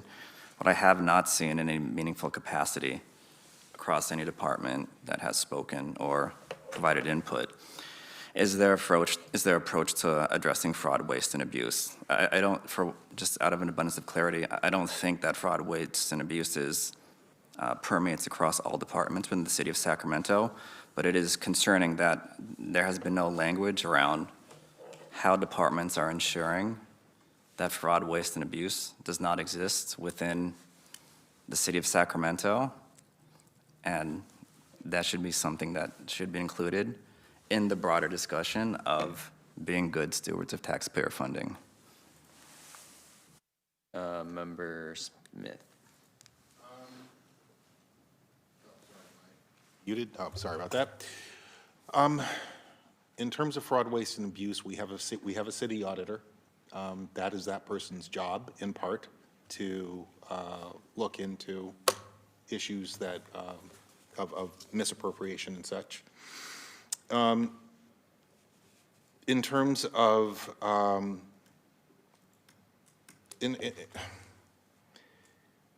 again, I think that we're looking at outsourcing as purely from the standpoint of being a process that we can use to deliver services more efficiently. It is certainly the case that outsourcing can deliver some services more efficiently. However, efficiency is not the only consideration for outsourcing. There are a myriad of other things that we have to consider, like, number one, legally, can the city abdicate a responsibility to an outside source? That is the first question that the city has to ask. Could the city outsource the police if they wanted to? No, of course they can't, because it's in the city charter, basically. This is a responsibility that they have to provide. There are a myriad of other services that fall into that category, and I don't think that anything we can really craft here is going to be able to comprehensively encompass all the considerations that the city has to make when they have the discussion around whether or not they should outsource. And or take a number of different actions. So anyway, I'll leave it at that. Member Sala? Yeah, I just want to say I agree with Commissioner Smith. And I just briefly looked at that document, and there is a lot they have to answer, and they are looking at efficiency, and does it make the most sense? So I don't even think we need to go there and even open up that can of worms, because it doesn't fall in our preview of what we're recommending priorities to the city council, and they have a document. So I just think we just need to stay away from that altogether. Okay. I agree that this could be reframed. It could also be removed. So I think let's take a quick, assuming there's no more speakers on this, let's take a quick vote on that. I think the idea is either reframe it to be this sort of multi-pronged approach, steward of funds, or remove. So, yeah. Yeah, reframe or remove are the two keywords here. All right. Commissioners, please unmute. Vice Chair McGee is absent. Commissioner Smith? Move. Okay, remove. Reframe. All You right. keeping track of this? I'm trying. All right, let's wait for your name, please. Okay, I got remove from Commissioner Smith. Commissioner Sala? Remove. Commissioner Cook? Reframe. Commissioner Miller? Remove. Commissioner Johnston? Reframe. Commissioner Ruiz Benitez is absent. Commissioner Novello? Remove. Commissioner Jarofsky? Reframe. Commissioner Pachal? Remove. Commissioner Fry Lucas? Remove. Commissioner Rosa is absent, and Chair Georgioff. Reframe. Another 5-4, I think. Yeah. Wow, we are so agreeing today. Love it. Anything yet that we're recommending? Yeah, pretty much by the way, this is like somewhat of a concern I'm having as we go through these, right? Like we've essentially removed 3 sections. And so right now, the only thing we have is an introduction and a like police, like soft recommendation, just like split it into 3 categories, right? Now, I think it's still worth continuing, because I would like to get. And there are things that, well, that was part of the beginning, right? I think this is, again, something I called out in the beginning is like, we want to continue to fund, basically, our suggestion as the measure, as of now, is Measure U believes we should continue exactly as we are, right? Like, that's primarily it. We're not emphasizing any changes in funding. We're just saying continue the path, and then that include, with the exception of maybe you can add some participatory budgeting, but we haven't even explained where that money's going to come from, which is another problem. Like, we want to fund maybe $1 million for participatory budgeting. Where's that $1 million coming from? Yeah, I think as of now, these suggestions are getting axed, but that's fine. If we can't agree on a recommendation, so be it. So I think let's move on to the next section, because I think this is the one we actually all agree on, which is non-Measure U fit costs, right? Basically getting the ADA compliance, the insurance costs, which, by the way, those insurance costs may be for just Measure U programs. I believe they are just for Measure U programs, if I'm not mistaken, if you know that off the top of your head. Okay. And IT as well for just Measure U things. But that doesn't mean it should just have to come out of Measure U. I think the maintenance of like facilities doesn't make any sense, like HVAC and stuff like this. So is there anybody who wants to change this section or like, or remove it? Please raise your hand. We are now in 1.5.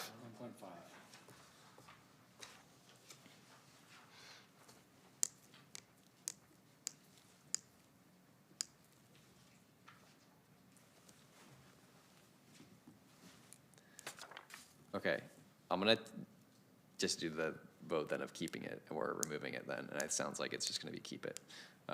Unless there's any last people still reading. Maybe I'll give another like minute. I think they were like pulling it up, but we have. Yeah. Take your time, y'all. Member Cook, Member Miller, which one? I like this section. I think it might be understated. Like we've talked about the golf administration, that's not listed. We've talked about like the city cemetery, that's not listed. I don't want to like, I know like perfection is the enemy of done, and this is a great section, but I actually think there's more that could be added if we were to really go through the 25 spend categories again.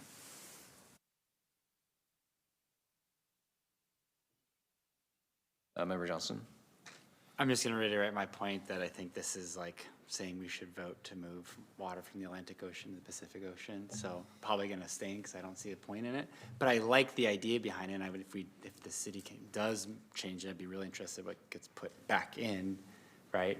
Or are we saying because there's a shortfall in the Measure U budget that we're reallocating this to the general fund and balancing the Measure U? That's the intent behind it? Correct, yeah. Basically, right now, Measure U is subsidized through general fund by about that much. And so if it just move it back to general This fund. is balancing at least the Measure U Correct. budget. Okay. I didn't get that nuance from this, and that's helpful context. I prefer balanced over unbalanced. Can I ask the question, Commissioner Johnston? I get like making the Measure U budget balance, but let's say we put this in, they say yes, now it's in the general fund. Doesn't the city still have the obligation to reconcile the general fund budget? And if they cannot find if they cannot find a budget category for facility ADA compliance program as an example, it will get cut. I mean, just forcing this category of spend to go to general fund, it still has to be evaluated under the lens of the general fund, right? I mean, it's not just an accounting trick. Well, it's still in the general fund, is my point, is it's Measure U, right? Measure U is in the general fund. So I haven't been convinced that it's not an accounting trick.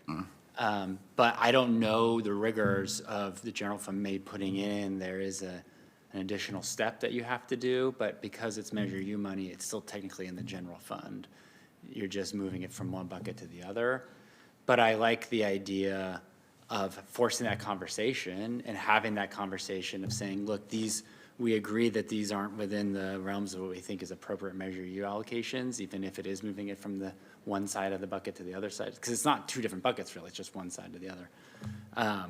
But maybe I'm missing a nuance. If there is some additional legal requirement that they then have to do to find a line item within the general fund beyond just a Measure U step, I don't know. I'm not aware of one. Yeah, my guess is right now, if you look at the general fund budget, you'll see a line item that basically says like, I don't know the exact number, but like 8 million to Measure U or something like that, right? And this would just like shove all that and replace that line item with the list out that we have here.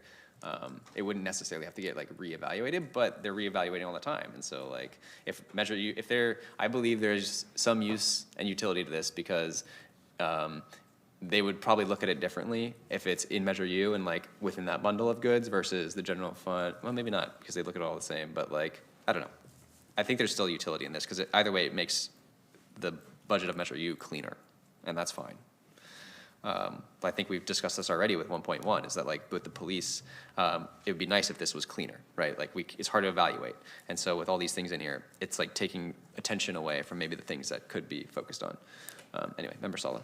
Yeah, so I agree with you, and I was just going to say that when we first saw that Measure U was funding, example, ADA compliance, we were like, what? So my reaction to that was, why are we using Measure U funds to fund something that the city should be funding? And for the community and the public, it's important for them to see the distinction, even though it is shifting monies, really, because it is general fund, but for the community at large to see the distinction of what Measure U funds in accordance with what the ordinance is and what we pass versus what's the obligation for the city to pay for. Okay, I think then generally it sounds like people like this section, want to keep it. There was maybe a small modification, which is like adding the golf maintenance and then also cemetery maintenance. I think the golf one is one cost. It's actually over.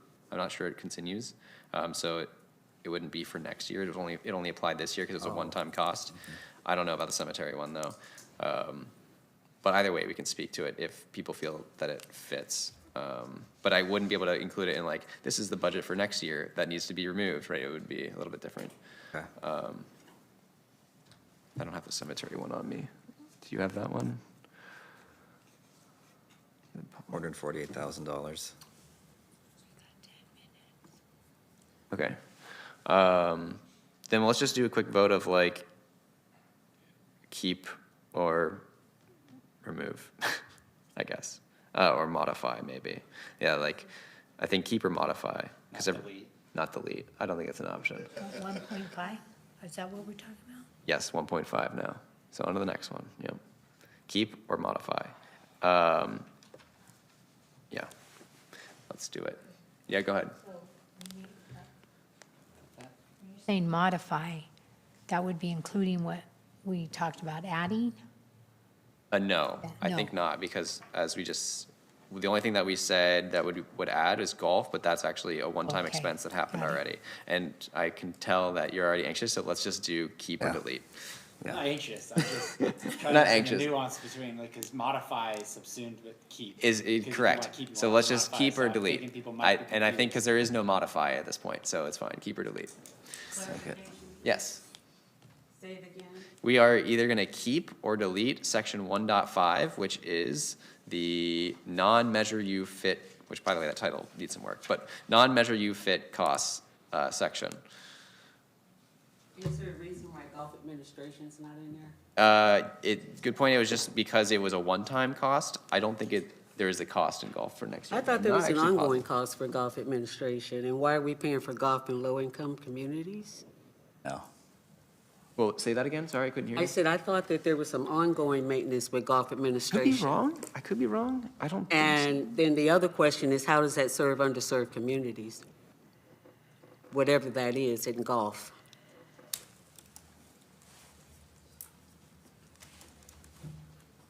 Could you ad hoc do a little more research and just give them the. Yeah, I think description? that's fair. That's a good point. Thank you. Good suggestion. I think what we'll do is say ad hoc can go and research the golf thing, and if they feel that it's appropriate to put in because there's continued expenses, we'll include it. If there's not continued expenses for this coming year, we will not include it in And that can section. they talk to us about how it serves the community? And that'll be part of that group too, yeah. Okay. Yep. Okay, so keep or delete. Commissioners, please unmute. Vice Chair McGee is absent. Commissioner Smith? Keep. Commissioner Sala? Keep. Commissioner Cook? Keep. Commissioner Miller? Keep it. Commissioner Johnston? Keep. Commissioner Ruiz Benitez is absent. Commissioner Novello? Abstain. Commissioner Durovsky? Keep. Commissioner Pashal? Commissioner Fry Lucas? Keep. Commissioner Rosa is absent, and Chair Georgioff. Keep. All right. We have a section. Let's go, guys. All right. Moving on then to, Before we move on, can we vote to extend? yes, we can. We get a motion and a second. Vote to extend the meeting past 2 hours. I will make a motion to extend it by 1 hour. Second. Second by Member Miller. And then we can take like a 5-minute to go to the bathroom if you want. Okay, sure, fair enough. Do you want to all in favor or just? Yeah, all in favor, say aye for the extension. Aye. Aye. Any abstain? Any refuse? Okay, I guess we have a yes. Okay, we can continue. All right, we'll try not to use it all. Okay, moving on to budget action recommendations. This is section 2, which is this categories of grow, hold, and reduce and restructure. I think at this point, there are many changes that need to happen to this. We've already talked about some of them. One of them, like police, whether it be the fire, both of these would probably have to be removed. I think I would challenge us to figure out what fits in the reduce and restructure column, or the row. Because at this point, I feel like the only thing that we've really reduced is like the attribution of which funds count as Measure U, but they would still exist, and we're not saying to stop them. Are there any programs that anyone feels that exist today that they would feel comfortable decreasing funding for?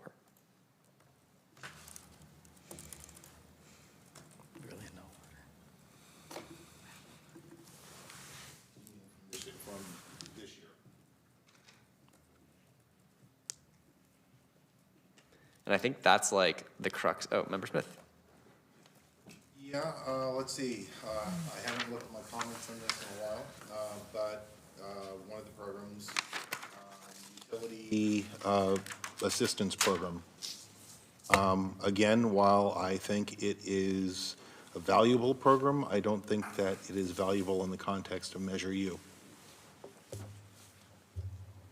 I think something that I'd like to clarify, just my question a little bit, is like, regardless of general fund or Measure U, do you feel that this program should be reduced in funding? Because at the end of the day, even one.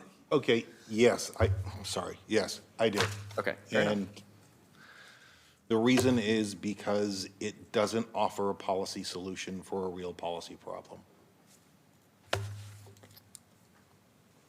Okay, Member Cook or Member Miller?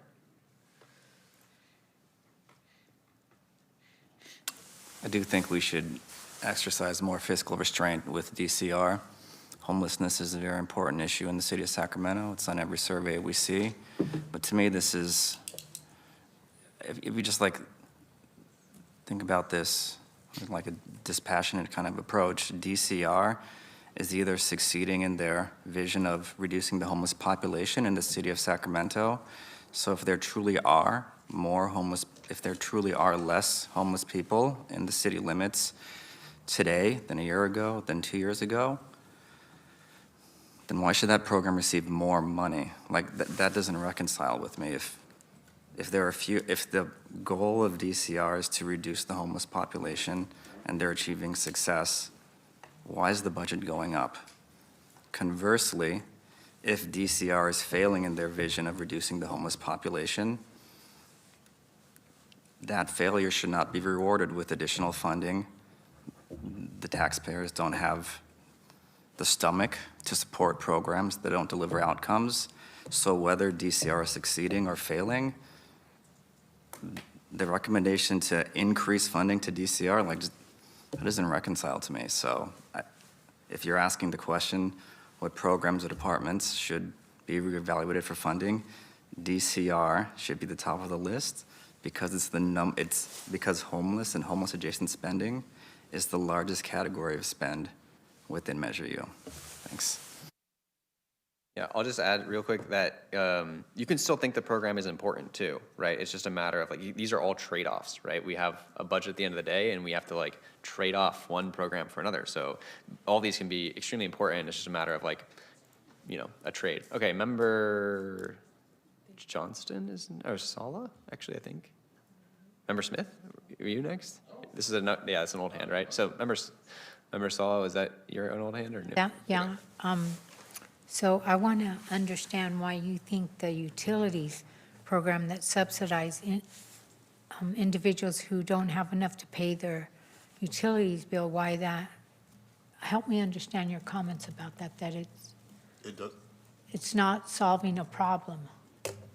Well, really, it doesn't. At the end of the day, people are going to be no more capable of paying their bill next year than they are this year through the actions of subsidizing them. It may tide them over until their economic circumstances change, and that's certainly true. But the reality is also this: the city is not going to cut them off. They're not going to stop collecting their trash. They are not going to stop allowing them to use the public sewers or probably even cut off their water. Yeah. But if they don't pay their bill, they'll go after them in collections, and it will create a problem because the cost of everything is going up. It's not going down. So the issues of poverty. The issue is poverty, but. I know, but we can't solve it, and the city can't solve it because it's a bigger problem, but this is. Respectfully, the property, it's worth something itself, so they'll attach a lien to the property. Okay, so one of the things I said at the beginning of the meeting is that I didn't want to get into like, you know, people are gonna have different opinions, and that's fine. So, I don't think this is the forum to like hash out those opinions with each other. And so right now I'm just looking for more examples of Okay, things that would, yeah. Okay, so I just All wanted to. fair questions. Yeah, yeah, I just all fair wanted to questions. understand. Yeah, And then, because at one point, I benefited Sure. from this program. And so it is personal for me because I did benefit. Anyway, the other thing, DCR, homelessness. So we don't know. 2 years ago, there was a reduction in point and count. And I know I'm not going to get into the debate because there's people say it wasn't accurate. The fact is it decreased. And because of that, Sacramento was successful in their efforts. The state cut quite a bit of money that came to the city to fund the projects. Now there was another point, 2 years later, they did another count, but we don't have the results. So we really don't know, did it get better, did it get worse? We don't know until those numbers come out. I can only speak personally from my experience in my neighborhood. I've seen improvement. It's a long ways to go. We need more. It's a complicated issue, and not giving them the funds that they need to continue on their path to success and addressing the homeless issue. In almost every community you go in, that's the number one thing that the mayor gets jammed up about, city council members get jammed up about, is how are you addressing the homeless issue? In my community, I see this and that, and how are you addressing it, and how are you making it better? So, and it is a priority, it is one of our priorities, that Measure U, and it is a priority for the city. So I don't agree that, I think we need to fund it. They're going to be asked to reduce every department because of the budget is going to have to come up with a reduction. But I want to be on the record saying we support DCR and their efforts in giving them the funding that they need. Member Johnston? Yeah, I agree on the community response. I think there's just macro issues that it's outside the department's control. I do think it gets a lot of money, and I appreciate the comment, and we should, and I think this is our job, is to make sure they're spending the resources well, and I haven't seen any evidence that they're not yet. But my greater point, again, it's not to sound a broken record, but I think this is hard for us to figure out where we want to cut because we're presented with a budget that looks like everything should fit generally within Measure U. Because that's how it's designed. I'm not saying there's anything, it's prescribing malintent. I would do the same thing, right? This is part of the budget that should fit in Measure U, and we're putting in Measure U, and it's balanced if we reallocate that $8 million generally. So I'm looking through this, and I have been looking through this, and there's a lot of stuff that I'm just not seeing a lot of obvious things sticks out because we're only seeing one slice of the pie. If we're looking at the whole general fund, there'd be things that we'd be advocating for, I think, more easily. But I think it's just our job is very difficult in finding. So, and now if we reallocate that $8 million, generally Measure U is balanced, so it's hard to advocate for cutting something. Is any of our recommendations today increasing as of yet? There's just a lot of hold, right? Well, so Section 2 does have grow as a section, right? I think the idea of a budget recommendation generally would be like grow these, hold steady with these, and reduce these, right? That's generally what, if you're doing an audit of a budget, you would have those recommendations, right? Because that's what actually the only 3 options. And so I think the idea is right now we're pretty much everything hold, right? And so I'm curious, like, if that's fine with the committee, then great. By the way, I use committee and commission interchangeably. We've changed it now twice or whatever. But yes, I think I'm trying to understand is there are any items that people are willing to reduce so that we can have the grow, right? And I think as of now, I've heard, 2 examples of, either the utility assistance program, which I personally would say probably not to, but I do agree that it is a Band-Aid. And then DCR, homelessness, I think I've seen enough statistics to say that they're doing a good job for what they've gotten.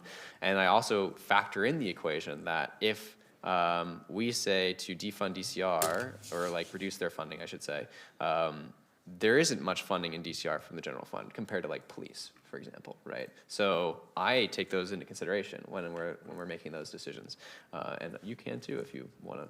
Like you are allowed to look at the budget and like in full, and then be like, okay, I'll make a decision based off that, rather than just like squinting my eyes and putting up blinders to like just the Measure U. I think it's fair to make all these evaluations in context of the entire city's budget every single time. Yeah. Yeah. I'll just add then that I think if we would reduce, if we were in charge of Measure U and we reduced DCR, we would just increase other parts of Measure and of the general fund. That's what I think it would probably. I think that's correct. So if you're saying, let's just say, take an example like directly, library. If I say, let's reduce the funding of the library from 15 million to 10 million, even if I directly was in charge of it, right? I would now have $5 million in excess budget that I could then spend on something else, whether it be gang prevention increases or whether it be, homelessness services, right? So it's about moving that money around, not just like take it out of Measure U and put it in general fund. Does that make sense? Yeah, I know what I'm saying. That's what you're saying. If the Measure U, if you had that and you said reduce overall all of libraries funding by $5 million. That is what I'm asking today. Is like of Over all general fund or Measure U? Collective general fund. Yes. Got it. Yes. Of which some things are partitioned into Measure U, but like that's kind of not the point that I'm trying to hit at. Yeah. So I'm saying, which programs do you think should be reduced? Just like the city council would see when they evaluate the program, which programs do you think should be reduced? And it would not be refunded by the general fund. It would be reduced. And then we would free up money to go elsewhere. That's what I'm trying to get at. Got it. All right, that wasn't clear to me, so I appreciate that. Just given where we're at and the amount of information, I think a hold would get the most votes because there doesn't seem to be a lot of increasing justifications and decreasing justifications right now. Yeah, I think that's fair, and that's okay if that's where we end up. Member Pascal. I was going to say this won't make me popular, but if I were looking to cut something, I'd probably look at the $4 million for arts and creative edge. And I love art and I love public art, but at a time when we're having to cut things, it's probably something that is not strictly necessary. So there's number of programs which sound great, but, aren't life-sustaining. Sure. Member Drofsky.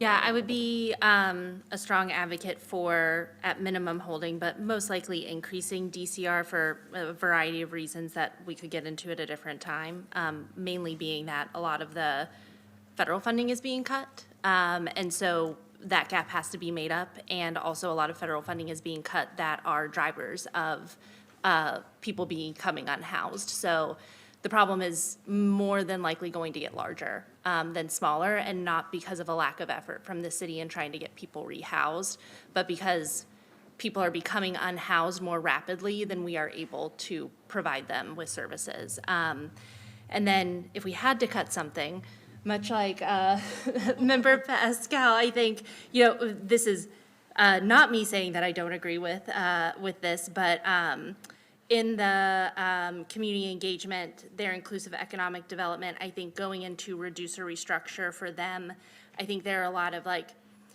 accessory activities that are maybe happening, like developing zines and producing podcasts and things like that, where maybe focusing more on the workforce development the more programmatic aspects of the work versus kind of the more fun outreach aspects of it would be a better use of the money, and would be able to potentially reduce the funds while still being effective. Member Cook or Miller? Office of Public Safety Accountability, $1.8 million, no metrics submitted, did not attend a meeting, that we should recommend them. City Attorney Office, City Attorney Department, $279,000, no metrics provided. Purpose of program, increased staffing to address legal mandates, to release the police videos and documents. Cut that. Now we're at $2 million. I mean, top of my head, those don't. What was your first one? Sorry, I missed it. Office of Public Safety Accountability, $1.8 million. I'm not saying public safety accountability is not important. I'm saying that they provided no metrics, nor did they actually attend a single session this year. It's $1.8 million.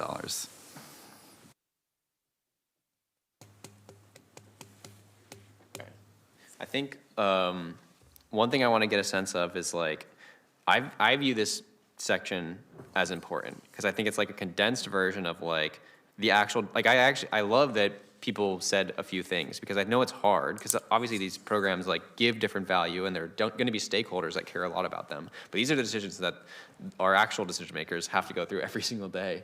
And so I think this section is extremely important. But I'm also willing to make a lot, I feel like there's going to be it'll take a lot of effort for us to agree on what goes into this section.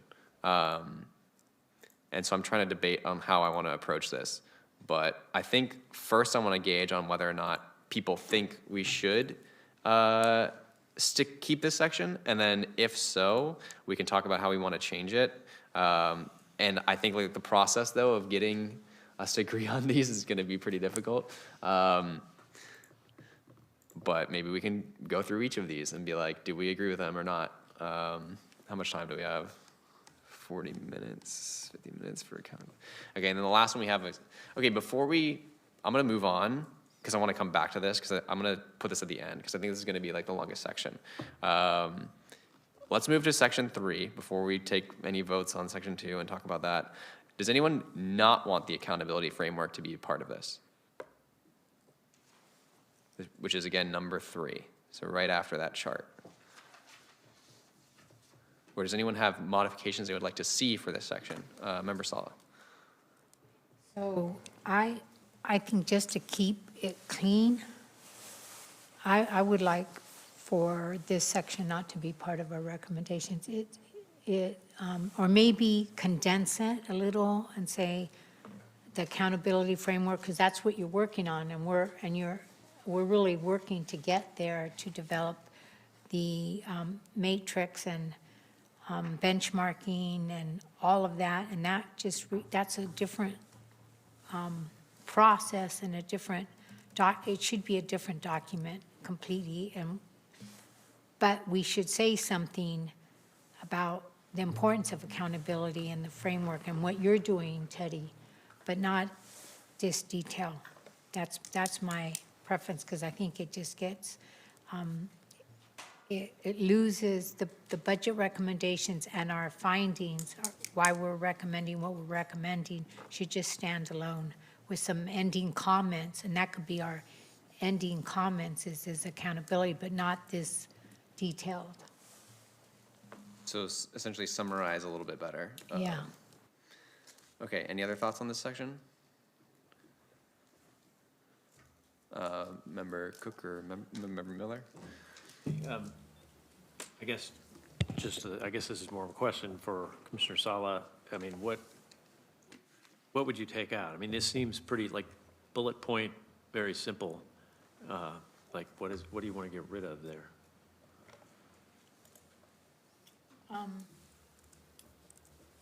So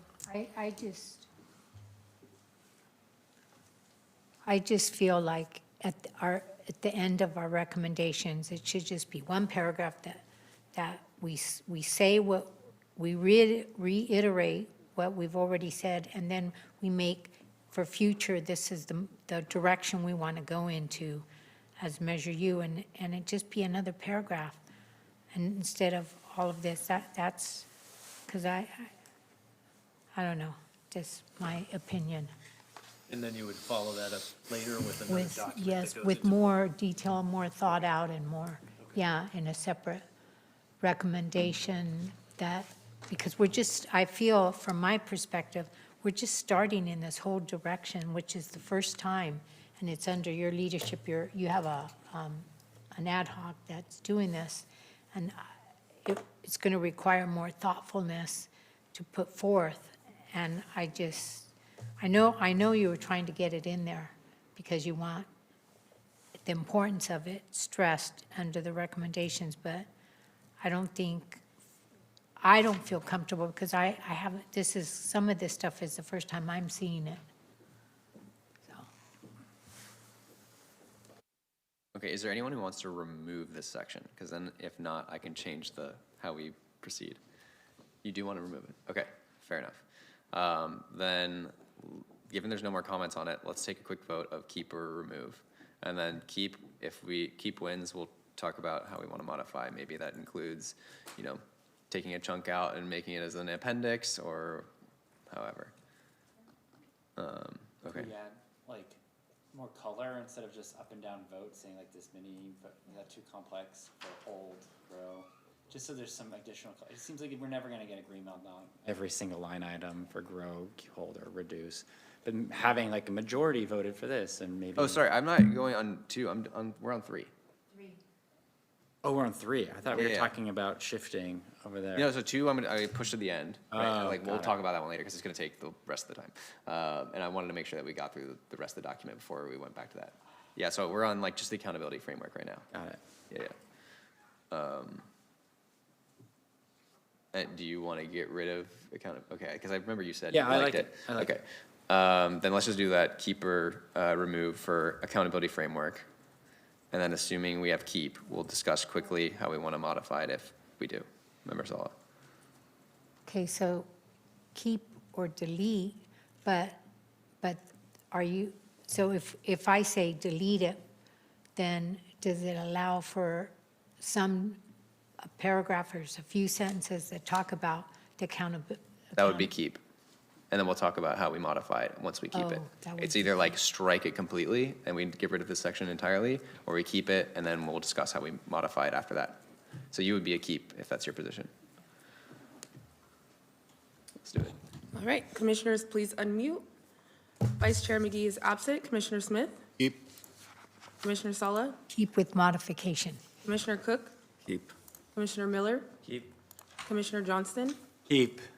Commissioner Ruiz Benitez is absent. Commissioner Novello? I'll keep if modified. Commissioner Drofsky? Keep with modifications. Commissioner Pashal? Keep with modifications. Commissioner Fry Lucas? Keep with modifications. Commissioner Rosa is absent, and Chair Georgioff. Keep. Okay, cool. Let's figure out what these modifications are then. Do we have a sense of, I think the options are like either we keep it as is, or the only modification I've heard so far is that we keep maybe like the first paragraph and then we say like, with more information or details of how we want this accountability framework to work, please see attached document. And we just include the 3.1, 3.2 section in that. That's what I heard is your suggestion, yes? Is there any other suggestions on how they want to, anyone here wants to modify this? Oh, I have a question about this lightweight. Are you going to use that word? Which one? Lightweight accountability? We can remove lightweight if you Oh, like. yeah, thanks. Sure. Heavyweight. Yeah. Okay. Any other, Member Cook or Miller? 3.2 mid-year annual review. The program reporting progress should be in person, live. This is the second bullet point in 3.2, is that correct? Yeah, each program reports progress towards a stated goal. I mean, twice a year, it's 2 hours out of 2,080 hours they work. I think they could swing it. Okay, I see. So that's bullet point 1, bullet point 2. Do you want both of those to be in person, the mid-year and end of annual? Yes. Okay. Two meetings a year. It's Okay, not a lot of I think it's time. hard just because we have limited time, right? Like, we'll be basically listening to listening to departments every time. But I heard your review, we'll Throwing it add out to the there, list. thank you. Okay, so we have 2 modifications, which we can vote on. Is there any other modifications? We have Member Pascal? I would just maybe the ending part about programs that cannot write this will not get recommended approval. Like, I might just state that in a more positive way, like, the committee will consider these factors when we're making our recommendations going forward. Does anyone disagree with that? Because I can just, no, okay, we'll just check. I disagree, and I don't want to keep beating a dead horse. This is the last time. I just think the lack of specificity has been a problem with this commission, and actually taking a position and saying, we're going to recommend X if you don't do Y, could be uncomfortable. It could be worrisome, but we're actually taking a position, which we should be doing, as opposed to making qualitative statements that are abstract in execution. Okay, Member Drofsky? I think that, saying more in the lines that we're going to prioritize programs that can show measurable outcomes and metrics and data. And I think that maybe the goal template is something that needs work from us as a commission moving forward, not necessarily something that should be included in this, but more holistically that we'll be including it in. And also, I definitely do not think that they should have to come in person. Sure. Okay, and then Member Smith? Very quickly, this falls under the category of wordsmithing. In 3.1.4, named accountable owner, instead of a person, maybe a position. Simply because people change jobs all the time. Sure. Okay, cool, then let's do quick votes on these. First thing is, sorry guys, I know it's annoying, but we're almost there. Okay, the first thing was, do we want to change to a more positive bottom statement of programs that cannot write this will not get recommended? We'll change it to something along the lines of, we will prioritize funding for programs that are able to follow with this. But I think what we need to do actually first is vote on if we're even keeping 3.1, because I think Member Drofsky's suggestion was we remove 3.1, is that correct? I just don't think it's necessary. We're making budget recommendations, Sure. not conduct recommendations. I think that it doesn't need to be in here. I don't care if it's in there. I just don't think it needs to be. Okay. Well, let's vote on that first. Do we think 3.1 should even exist in here? Or actually, I don't know, Member Saul, this also comes to your point. Do we want to put it as an appendix, or do you just want to get rid of it completely? 3.1. Personally, I would just like to get rid of it, have a Okay. little paragraph and get rid of it, because I don't think it's well-developed enough that we can put it forth, because you can see the difference perspective of whether we say, if you don't come and present and do this, you're not going to get funding, you should be here twice a year in person, et cetera. I would like further discussion about that, and I don't know that we're ready for that, because there's still other things that we need to Sure. finish on here. So. Okay, so then But for the sake of those who want that accountability framework, then I'm okay with it being an appendix, if that. Okay. So yeah, and I'm not sure I have good signal on that. It sounds like there's quite a few people who really like 3.1, and there's people who do not like 3.1. So what I want to do is get a sense of that through a vote real quick. So keep or remove 3.1. Commissioners, please unmute. Vice Chair McGee is absent. Commissioner Smith? Keep. Commissioner Sala? Remove. Commissioner Cook? Keep. Commissioner Miller? Keep, but I think you incorporate it into the check-ins. I think is that what we're talking about? Potentially we'll put it into appendix, yes. But into the first two bullets under 3.2. Oh, the thought of having them come in person is not a thing yet that we're No, I'm voting on. not talking about that part. I'm just talking about Didn't we just check-ins. with modifications? We did, but is this like one of them? This is a modification. Okay. This is a modification we're voting on. If you have a different way of doing this, I'm all ears. I was confused. Doing great, thank you. is the modification? I got lost in the. The modification we're doing right now is removal of 3.1. Because the sense I was getting from the group was that, okay, we want to keep accountability framework. Yes, that was already been voted on. But is the idea we're just going to have a paragraph at the top? Are we going to just have a paragraph at the top and include as an appendix 3.1 or 3.2? Or are we going to keep the entire accountability framework basically as is with maybe a few pencil changes? That make sense? Yes. Okay, let's continue. Keep with an appendix. Keep it in an appendix. Okay, moving on. Commissioner Johnston? Keep. Commissioner Ruiz Benitez is absent. Commissioner Novello? Remove. Commissioner Jarofsky? Remove. Commissioner Pashal? Keep. Commissioner Fry Lucas? Commissioner Rosa is absent, and Chair Georgioff. Keep, okay, very close again, but it is keep. So we'll keep it. I think there's the vote of whether or not people have to go in person. I already have a feeling that that's gonna not be approved, so I'm just gonna do a quick, does anyone approve this? Sorry, what are we? We're voting on, sorry, you're right. Let me we frame just it, we're voted. going quick. The thing we're voting on right now is if you believe people should have to present in person, and that be added to the review cadence part on 3.2, meaning departments would have to come and show up and talk about these twice a year. My only point on this is then, I'll put it to bed one way or the other, is that in our professional lives, when we work in the professional ecosystem and we ask for budgets, we have to present the results of that spend. It should be no different in municipal government. If departments are asking for funding to achieve X, they should present if they've achieved X with that funding, and it should be in person, and we should be able to ask questions. It seems incredibly non-controversial, so I'm having trouble reconciling why this is such an issue. Yeah, I think the controversial, I'll speak on myself. One is that we are limited to 3 hours every month, of which I don't want to spend all of it doing department presentations. Two, I think that we are not their primary customer, right? They do present every year, and in fact, probably every month, to the actual people who make decisions about whether or not they get to keep that budget. Three is that we can go and seek this information, right? And we should put it on ourselves to do so, right? All that information is publicly available. You can schedule out meetings with departments if you want to ask more questions poignantly to maybe just DCR or whatever you care about most, and I encourage everyone here to do that. But I don't think there's a lot to discuss that we do discuss, and it's not just listening to departments' presentations. That would be my opinion of it.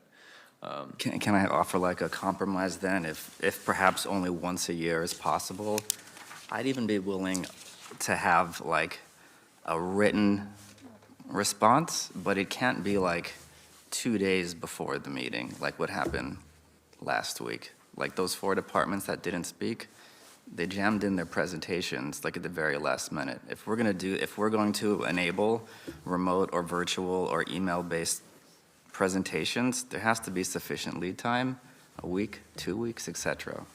Also a possibility. Yeah, I agree with this, and I also think that questions could be ongoing. So if you have questions about a department that you just thought of, okay, great, hit up Ash, hit up me, whatever, and we'll try to get those data answered. Or I think you had a question about DCR data and that sort of stuff. I think it's totally fine, sort of ad hoc Member Fry Lucas? Do we have anything in here that says that we would like for them to submit a written report? That they all submit a written report? Not in this section, no. Oh. Where is it? Oh, sorry. I didn't even- Oh, Where stated that we tried to do? Where? No. We kept 3.1, I think right? that a written report should be considered. I mean, I don't think, 3.1? Yeah. I guess it's like, There. That's the report? yeah, it could be formed in a written report, yeah. I guess it depends what you mean by written report, yeah. Well, my concern is this may not fit everyone's reporting structure. Are we assuming it does? That everybody's going to report on the same thing? Yes, that's what the. We're point- assuming they're going to report on the same thing. On 3.1, yeah, that would be the goal. And so their written report would all be structured like this. That would be a section of it. And not to like overcast the other reports that we get, which are like, you know, the success of programs or something like how they're getting funded by Measure U. I'm not trying to like replace that per se, but that's probably a larger question. I don't know. Not something I would be, I don't know if we can answer that now, but yeah. Okay. Okay, sounds like this is a keep. So we're gonna move on to the next. So actually, there was keep with modifications from like Yes. 3 people or 4 people. I forget. It was Member Sala. Actually, who else was it? No, I'd like to modify Member it. Drofsky. I just want You wanna just keep it? Oh, no, I said keep, but I'd like Okay. to modify it as well. Okay, then I guess the discussion I is, don't think that has to happen here because Yeah, we don't. the motion before us is whether or not we're going to authorize the ad hoc committee to finalize and forward the approval. yeah, almost certainly we will.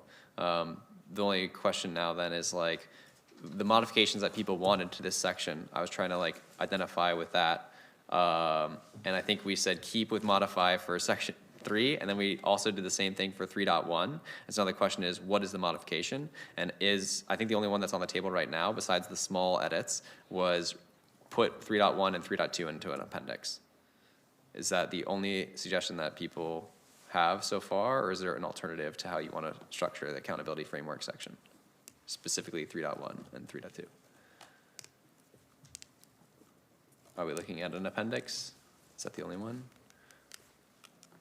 Okay, assuming silence means yes, which means I'm gonna move to quickly vote on this of do you want this to be in an appendix or not?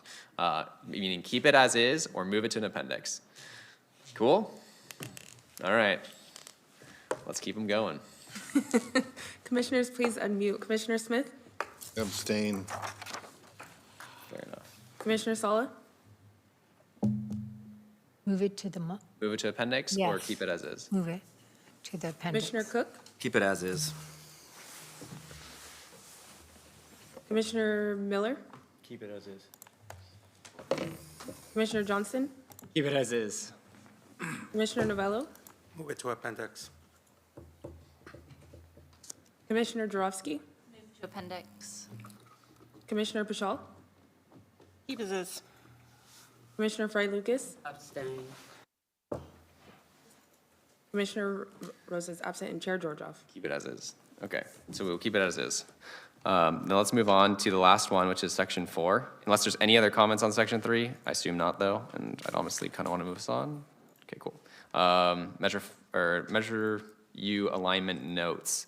We can remove this section or we can keep it. I don't even know if, I think it kind of feels a little bit redundant at this point and like honestly not needed, but yeah, I think it's, I would probably just vote to remove this section. But if there are other people who think otherwise, I'm happy to hear. Okay, then let's just take a quick vote of remove or keep this section 4, Measure U alignment notes. Okay, so remove or keep section 4. Yep. Commissioner Smith?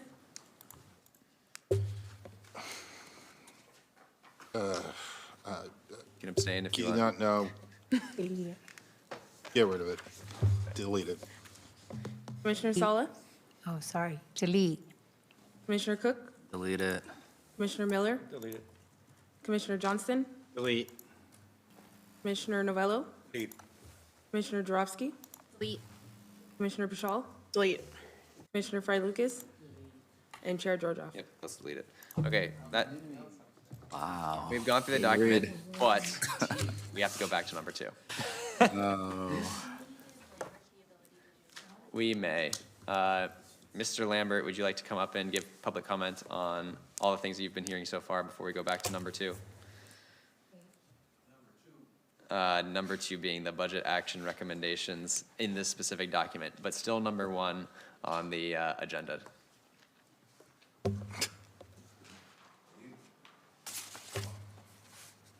Everything I can to keep my poise right now.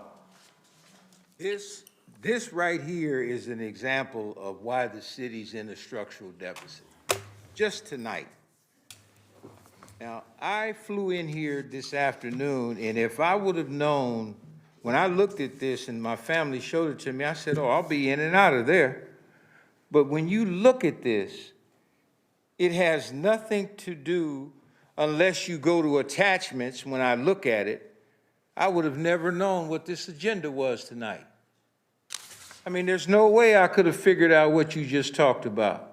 There's so many things you talked about that I wanted to comment on, but when I look at time, I can summarize it.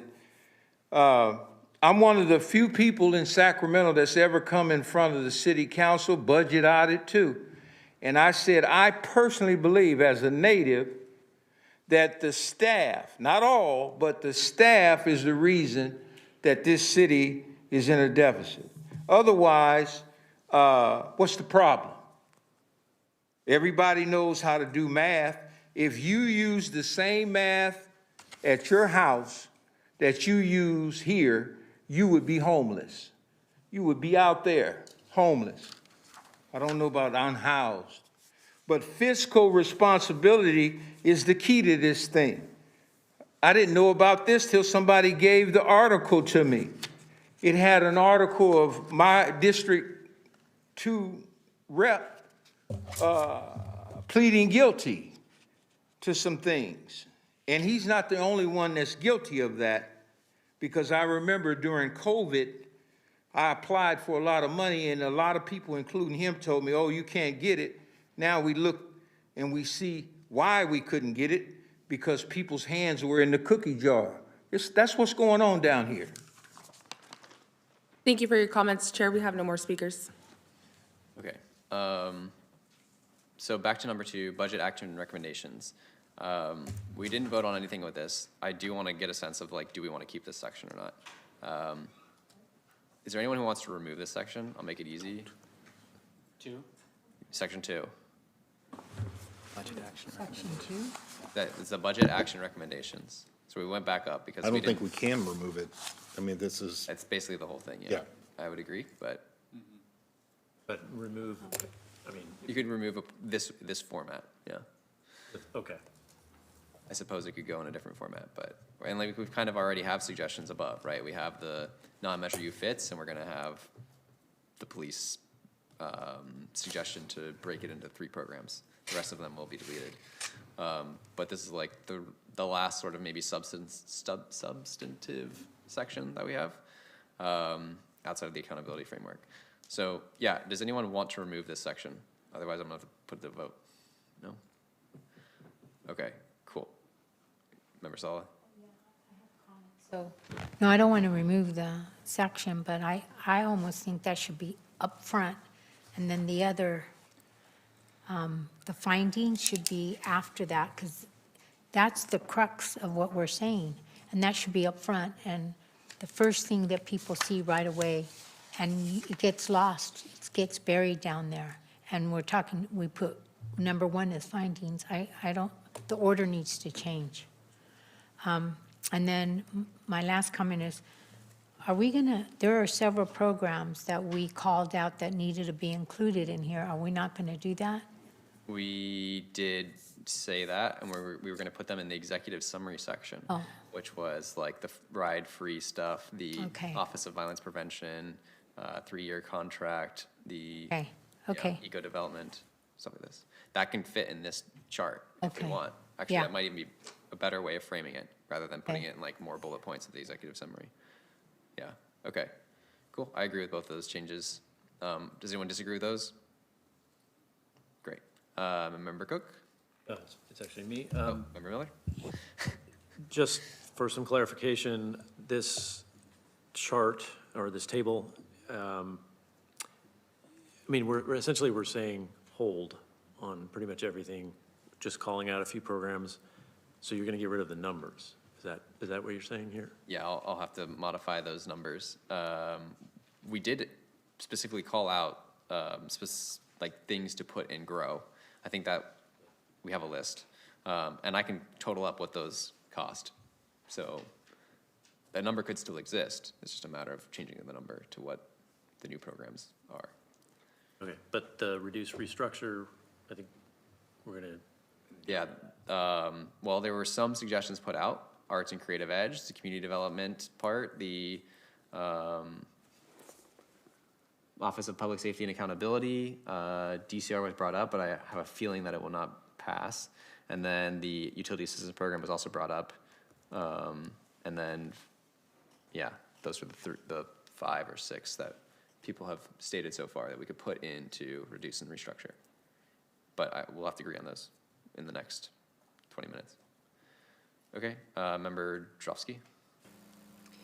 I think to simplify this section, it might be easiest to just only list the things that we're recommending to reduce or restructure, because the reality is probably not much is gonna grow this year. And then everything that's not grow or reduce and restructure is gonna be hold. So to make this maybe a little bit more simplified, it might be better to just, as a group, discuss the reductions. That's just my recommendation, because we're not gonna grow, everything else would be hold, so. I think what it does, though, is show like a bit of a prioritization. So like, if it goes to city council and they're like, okay, yeah, I see you put something in hold, but like, we're kind of middle on it, then like, but if we have it in the grow section, it's like, Yeah. oh, they clearly care highly about it, so it does You have were saying value. earlier, though, the priorities that we have, right? In Yeah. that executive summary, these types of programs that prioritize this are things that we want to have continued funding or enhanced funding Yep. or long-term funding. Then here are the programs that we think maybe we can find reductions to ensure that these prioritized programs get the funding that they need. If we're gonna restructure this document so that this table lives basically right under the executive summary, I think Member Sala mentioned that like we could just put that list of things into the grow section of this. And then, yeah, okay. Do you agree with that? You're good with that? Okay, cool.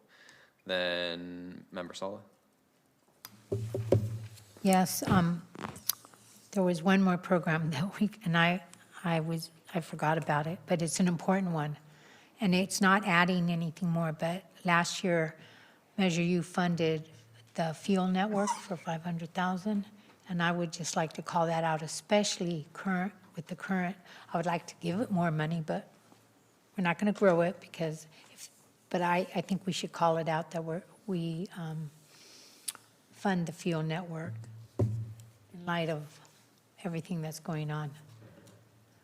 Can you explain what the fuel network is? Oh, yes, the fuel network, it's a combination of different community organizations that are specifically dealing with immigration issues.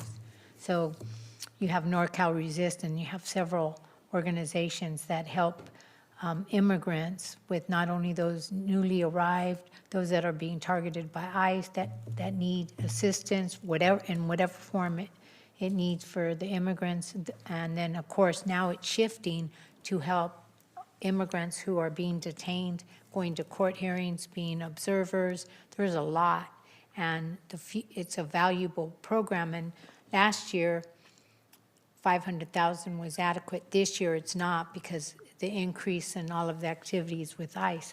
But for the purposes of not putting more of an impact on the budget, at least saying funding the fuel network at the level it was funded last year. Okay, fair enough. I see no more hands. So I think what I want to do here is, are there any objections to the section that we talked about? Sorry, I'm just gonna actually move on from that because I think we agreed on this. So then the real question is, what we want to put in the restructure or reduce section. So again, the options are utility assistance program, DCR, arts and creative edge, community development, sort of like the fun outreach, YouTube, Instagram part of it. Is that correct? Yeah, like the podcast. Podcast stuff. And then there's the Office of Public Safety and Accountability. The best way to do this is frankly to probably go through these quickly, like one at a time. I guess let's just do that. So the utility assistance program, can we take a quick vote on that? Yes or no? Yes or no? Yeah. So it'd be like adding utility assistance program to the reduce and remove section of our chart. Is that clear? Will you state the budgetary impact or no, like Of utilities? course. Yeah, I think it'll be on the ad hoc then to grow that, like whatever that becomes. Although if it fits in just this graft, maybe there isn't really much space for that besides like the rationale. But I think it's up to the ad hoc if they want to like add little details under it, like this is why we picked this or the budget. I guess actually to answer your question, the fiscal year like amount will still be there. It'll be calculated, so you'll see the budgetary impact of that. Was that your? Yeah, I just think like not all these programs are equal. Like utility assistance program, really you get a good bang for the buck. It's $5.4 million versus like the city attorney department, $279,000, right? So, in numbers. So yeah. I know, yeah. Okay. Let's go ahead and do the vote then quickly on the utility assistance program, adding it or not. Okay, commissioners, please unmute. Commissioner Smith? What are we voting on? Utility assistance Okay. program, do we add it to the reduce or restructure? And yes means add it, no means don't add it. Yes, added. Commissioner Sala? No. Commissioner Cook? Add it. Commissioner Miller? Okay, saying add it means we want to reduce it. Correct. So, no. So you do not want to reduce it? Correct. Commissioner Johnston? No. Commissioner Novello? No. Commissioner Durovsky? No. Commissioner Bishal? No. Commissioner Fry Lucas? No. Chair Georgioff? No. Okay, so it's 2 yeses and the rest no's. So we'll move on to the next one. DCR, I'm just going to do this one vocal because I think it'll be faster. Who wants to remove DCR or put it on the reduce and restructure section? Can I get all yeses to say aye? Aye. Okay, can I get abstains? Can I get objections? Speak now. Okay, so we have everyone except for one, all abstain, for like 8 to 1. And then, so we won't add that. Arts and creative edge, can we do the call on this one? Because I have no idea what this is gonna pan out. Commissioner Smith? Reduce. Commissioner Sala? The answer, I like this format better. Reduce it, meaning reduce it, or don't include, which means don't add it, yeah. This So is for he arts says and yes. creative edge. Don't include. Commissioner Cook? Include. Commissioner Miller? Include. Commissioner Johnston? Commissioner Novello? Don't include. Commissioner Durovsky? Include. Commissioner Pashal? Commissioner Fry Lucas? Chair Georgioff? I'll abstain. And then next is community development, same thing. This is, I guess like community development is quite a large program, so I guess like, is there a line item that you, Community engagement, right? or sorry. Yeah, and it's like community one. Engagement, It yeah. is for the most part one kind of big one. We just checked. Let me bring it up so I can look at it.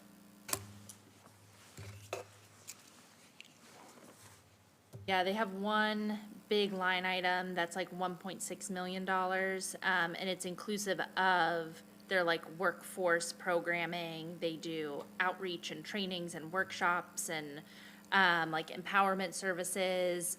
All of that is awesome. I think all of that programmatic stuff should stay. I love it. But then there's like additional things that they do, like a podcast, a zine. Like, it looks like they do multiple different types of newsletters.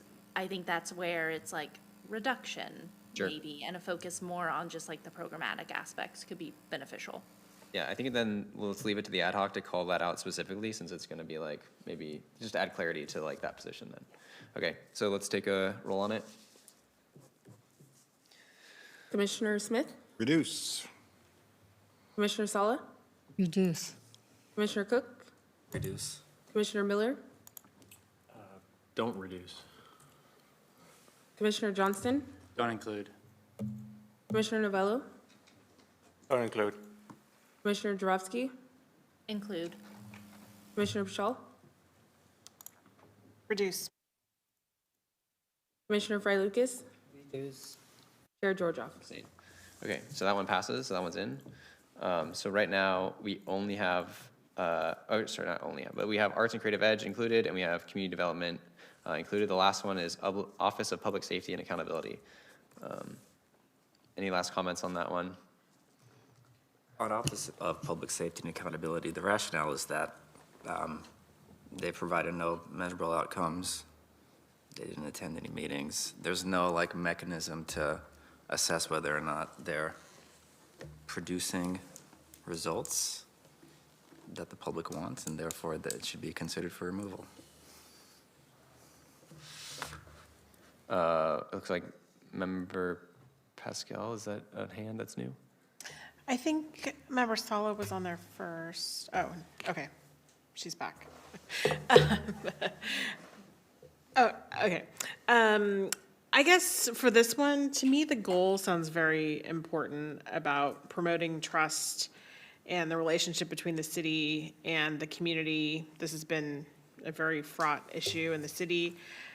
And so I understand why we would be investing in this. I do agree that there's no information provided as to what is actually being done. So I would maybe propose that we put them on the list, like with some caveat, like pending some data that we haven't seen yet. We would make a recommendation to reduce in the absence of data or until some data is provided. It does seem like, Member Saul, go ahead, sorry. I have a question. Is this the office that reported 2 years ago, did that,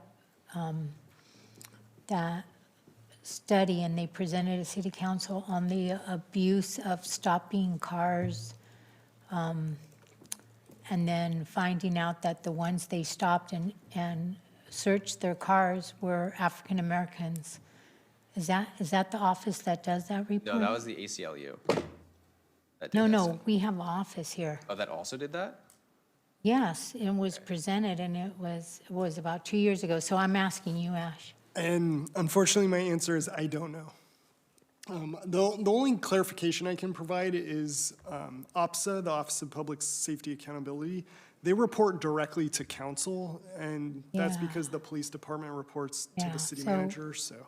So I remember them coming and doing quite an extensive report and exposing the police department and their disparities or their bias in who they stopped and comparing it with who they didn't stop. And then they showed a little video of them going in and barging down a door when a little girl answered, an African-American little girl, and barging the door and scaring her because they wanted to search the house and they didn't have a search warrant. It was very impactful. And so the work they do is very important. And I think since we don't really understand everything because they didn't come and present, but it's a valuable program because I was here when they presented. I'm uncomfortable saying, don't fund them. So I don't think they should be on the list. Okay. Commissioners unmute. Commissioner Smith? Reduce. Commissioner Sala? Don't reduce. Commissioner Cook? Reduce. Commissioner Miller? Don't reduce. Commissioner Johnston? I'm going to speak here just to explain that I appreciate everyone's effort in trying to find reducing, but I'm going to just vote flat out not to do based off of the data and lack of data and whatever. So I appreciate everyone's effort of trying to do it here, but I don't like to just ad hoc do kind of things here and there quickly without deep research. So I appreciate the time and effort, but I'm going to vote not to include it. Commissioner Novello? Not to include. Commissioner Jarofsky? Don't include. Commissioner Pashal? Abstain. Commissioner Fry Lucas? And Chair Georgioff. I'll abstain as well. So that got most votes for don't include. So then the only two are going to be Arts and Creative Edge and Community Development Outreach section, which we'll put in the reduce and restructure part. Grow, we've already listed out. Hold, we might just like get rid of because it's basically everything else. Does that sound accurate? Okay, then I think we are done. Any last comments? I think we do have to like, give the ad hoc the permission to go ahead and move forward with this.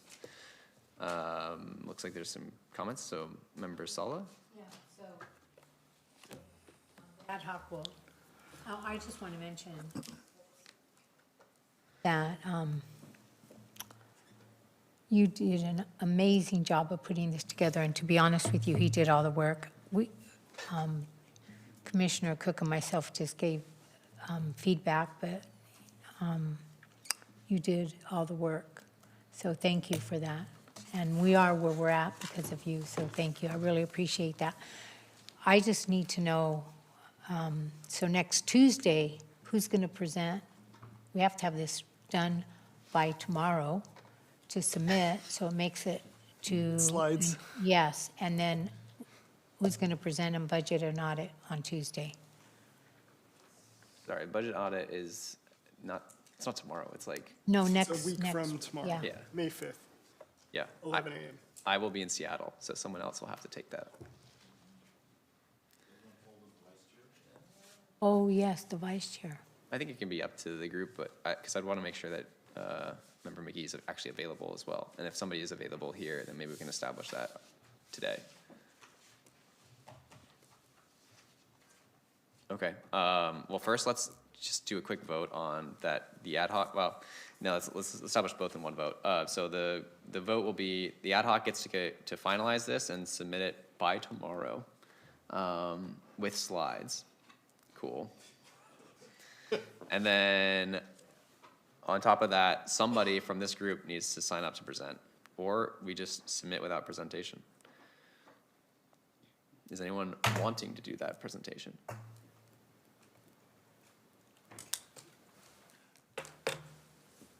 You could also present on May 26th if you wanted. Obviously, that's much later in the process, given that the month of May is really, We could submit and present later. So like submit ASAP, present later. No?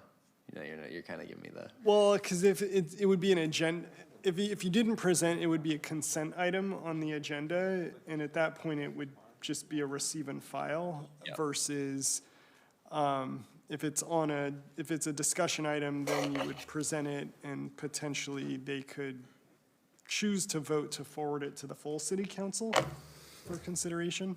okay, well, I guess, is there really no one who wants to do that presentation on Okay, the? I'm willing to do it, but bear in mind, I think I voted against everyone else in all but just a few. So if you want to put me up there in front of them. I mean, part of the job is to like express Yeah. the Yes, will of the commission of the whole, right? Not commission. your opinion. And Right. I trust that you can do Until they that. ask questions. No, Okay, well, maybe we do just, I don't know, like, was that a joke, or do you actually want Was to? a joke. yes. Well, then let's just do the presentation later. If The what? anyone is willing to, No, I mean, I can step up and do it. Okay, I'm great. Fortunately retired, if that's helpful. Okay, so then the vote will be, maybe this is together, maybe not, but like the ad hoc gets permission to do it, and then we'll have Member Smith make the presentation. Okay, let's do a last final roll call. And this is actually a motion, so I need a second for this one. A second. I'll just clarify, it's implied, but the motion is to, A, approve the recommendations as discussed, and B, authorize the 2026-27 Budget Recommendations Ad Hoc Committee to finalize and forward the approved recommendations to the City Council's Budget and Audit Committee on behalf of the full commission for consideration. Yes. And draft PowerPoint slides to Yeah. present. And that's due tomorrow by like end of day. But not the PowerPoint. Yeah, everything, Oh, everything. yeah. By Wednesday morning, if you want to stay up all night on Tuesday. Can you confirm that the grow item has been removed from section 2? Are we only looking at, are we only presenting reductions? Grow will stay. It has all the sections that we agreed to originally, that we were originally going to put in the key exec summary, but we've moved that now to the grow section. So we're going to recommend reductions as well as growth opportunities and not just reductions? Correct. And growth is what's in the table at this time? Grow is not what's in the table at this time. Grow is currently what we agreed on in the executive summary, which is ride-free, Office of Violence of Prevention, 3-year contract, participatory budgeting, and I think it was just like programs that use funding to like get grant money, which like the fire department being one of them. Yes. Got it. Does anyone have issues with any of those things that I just said? I think there was also the fuel network, but we didn't vote on that one from Member Sala. Does anyone have a problem with the fuel network being included in that? I actually don't know this line item. Like, I don't see it in the budget. Yeah, I don't see it. Are you sure we fund it? Do we have enough time to vote too? I want to make sure we have like 2 minutes. I don't Yeah. want to miss. We actually have 6 because we started 5 minutes That late. will be part Just of our, making sure. that will be our research, the ad hoc, to Sure. clarify that. Okay, we'll throw that to the ad hoc to decide. The ad hoc will have a bit of privilege here to like, but within reason of what we voted. Okay, I have the motion to do what Ash clearly specified. Is there a second? I'll second. Okay, let's take a vote. Commissioners, please unmute. Commissioner Smith? Aye. Commissioner Sala? Yes. Commissioner Cook? Yes. Commissioner Miller? Yes. Commissioner Johnson? Yes. Commissioner Ruiz Benitez is absent. Commissioner Novello? Yes. Commissioner Durovsky? Yes. Commissioner Pichal? Yes. Commissioner Fry Lucas? Yes. Commissioner Rosa is absent. Commissioner McGee is also absent, and Chair Georgioff. Yes. The motion passes. Let's go. Okay, and that is everything. I don't even think there's closing for us. Anything else? There is any commissioner comments, ideas, or questions that are not on the agenda? Members all, do you actually have one? Or is this, okay, cool. Then we adjourn.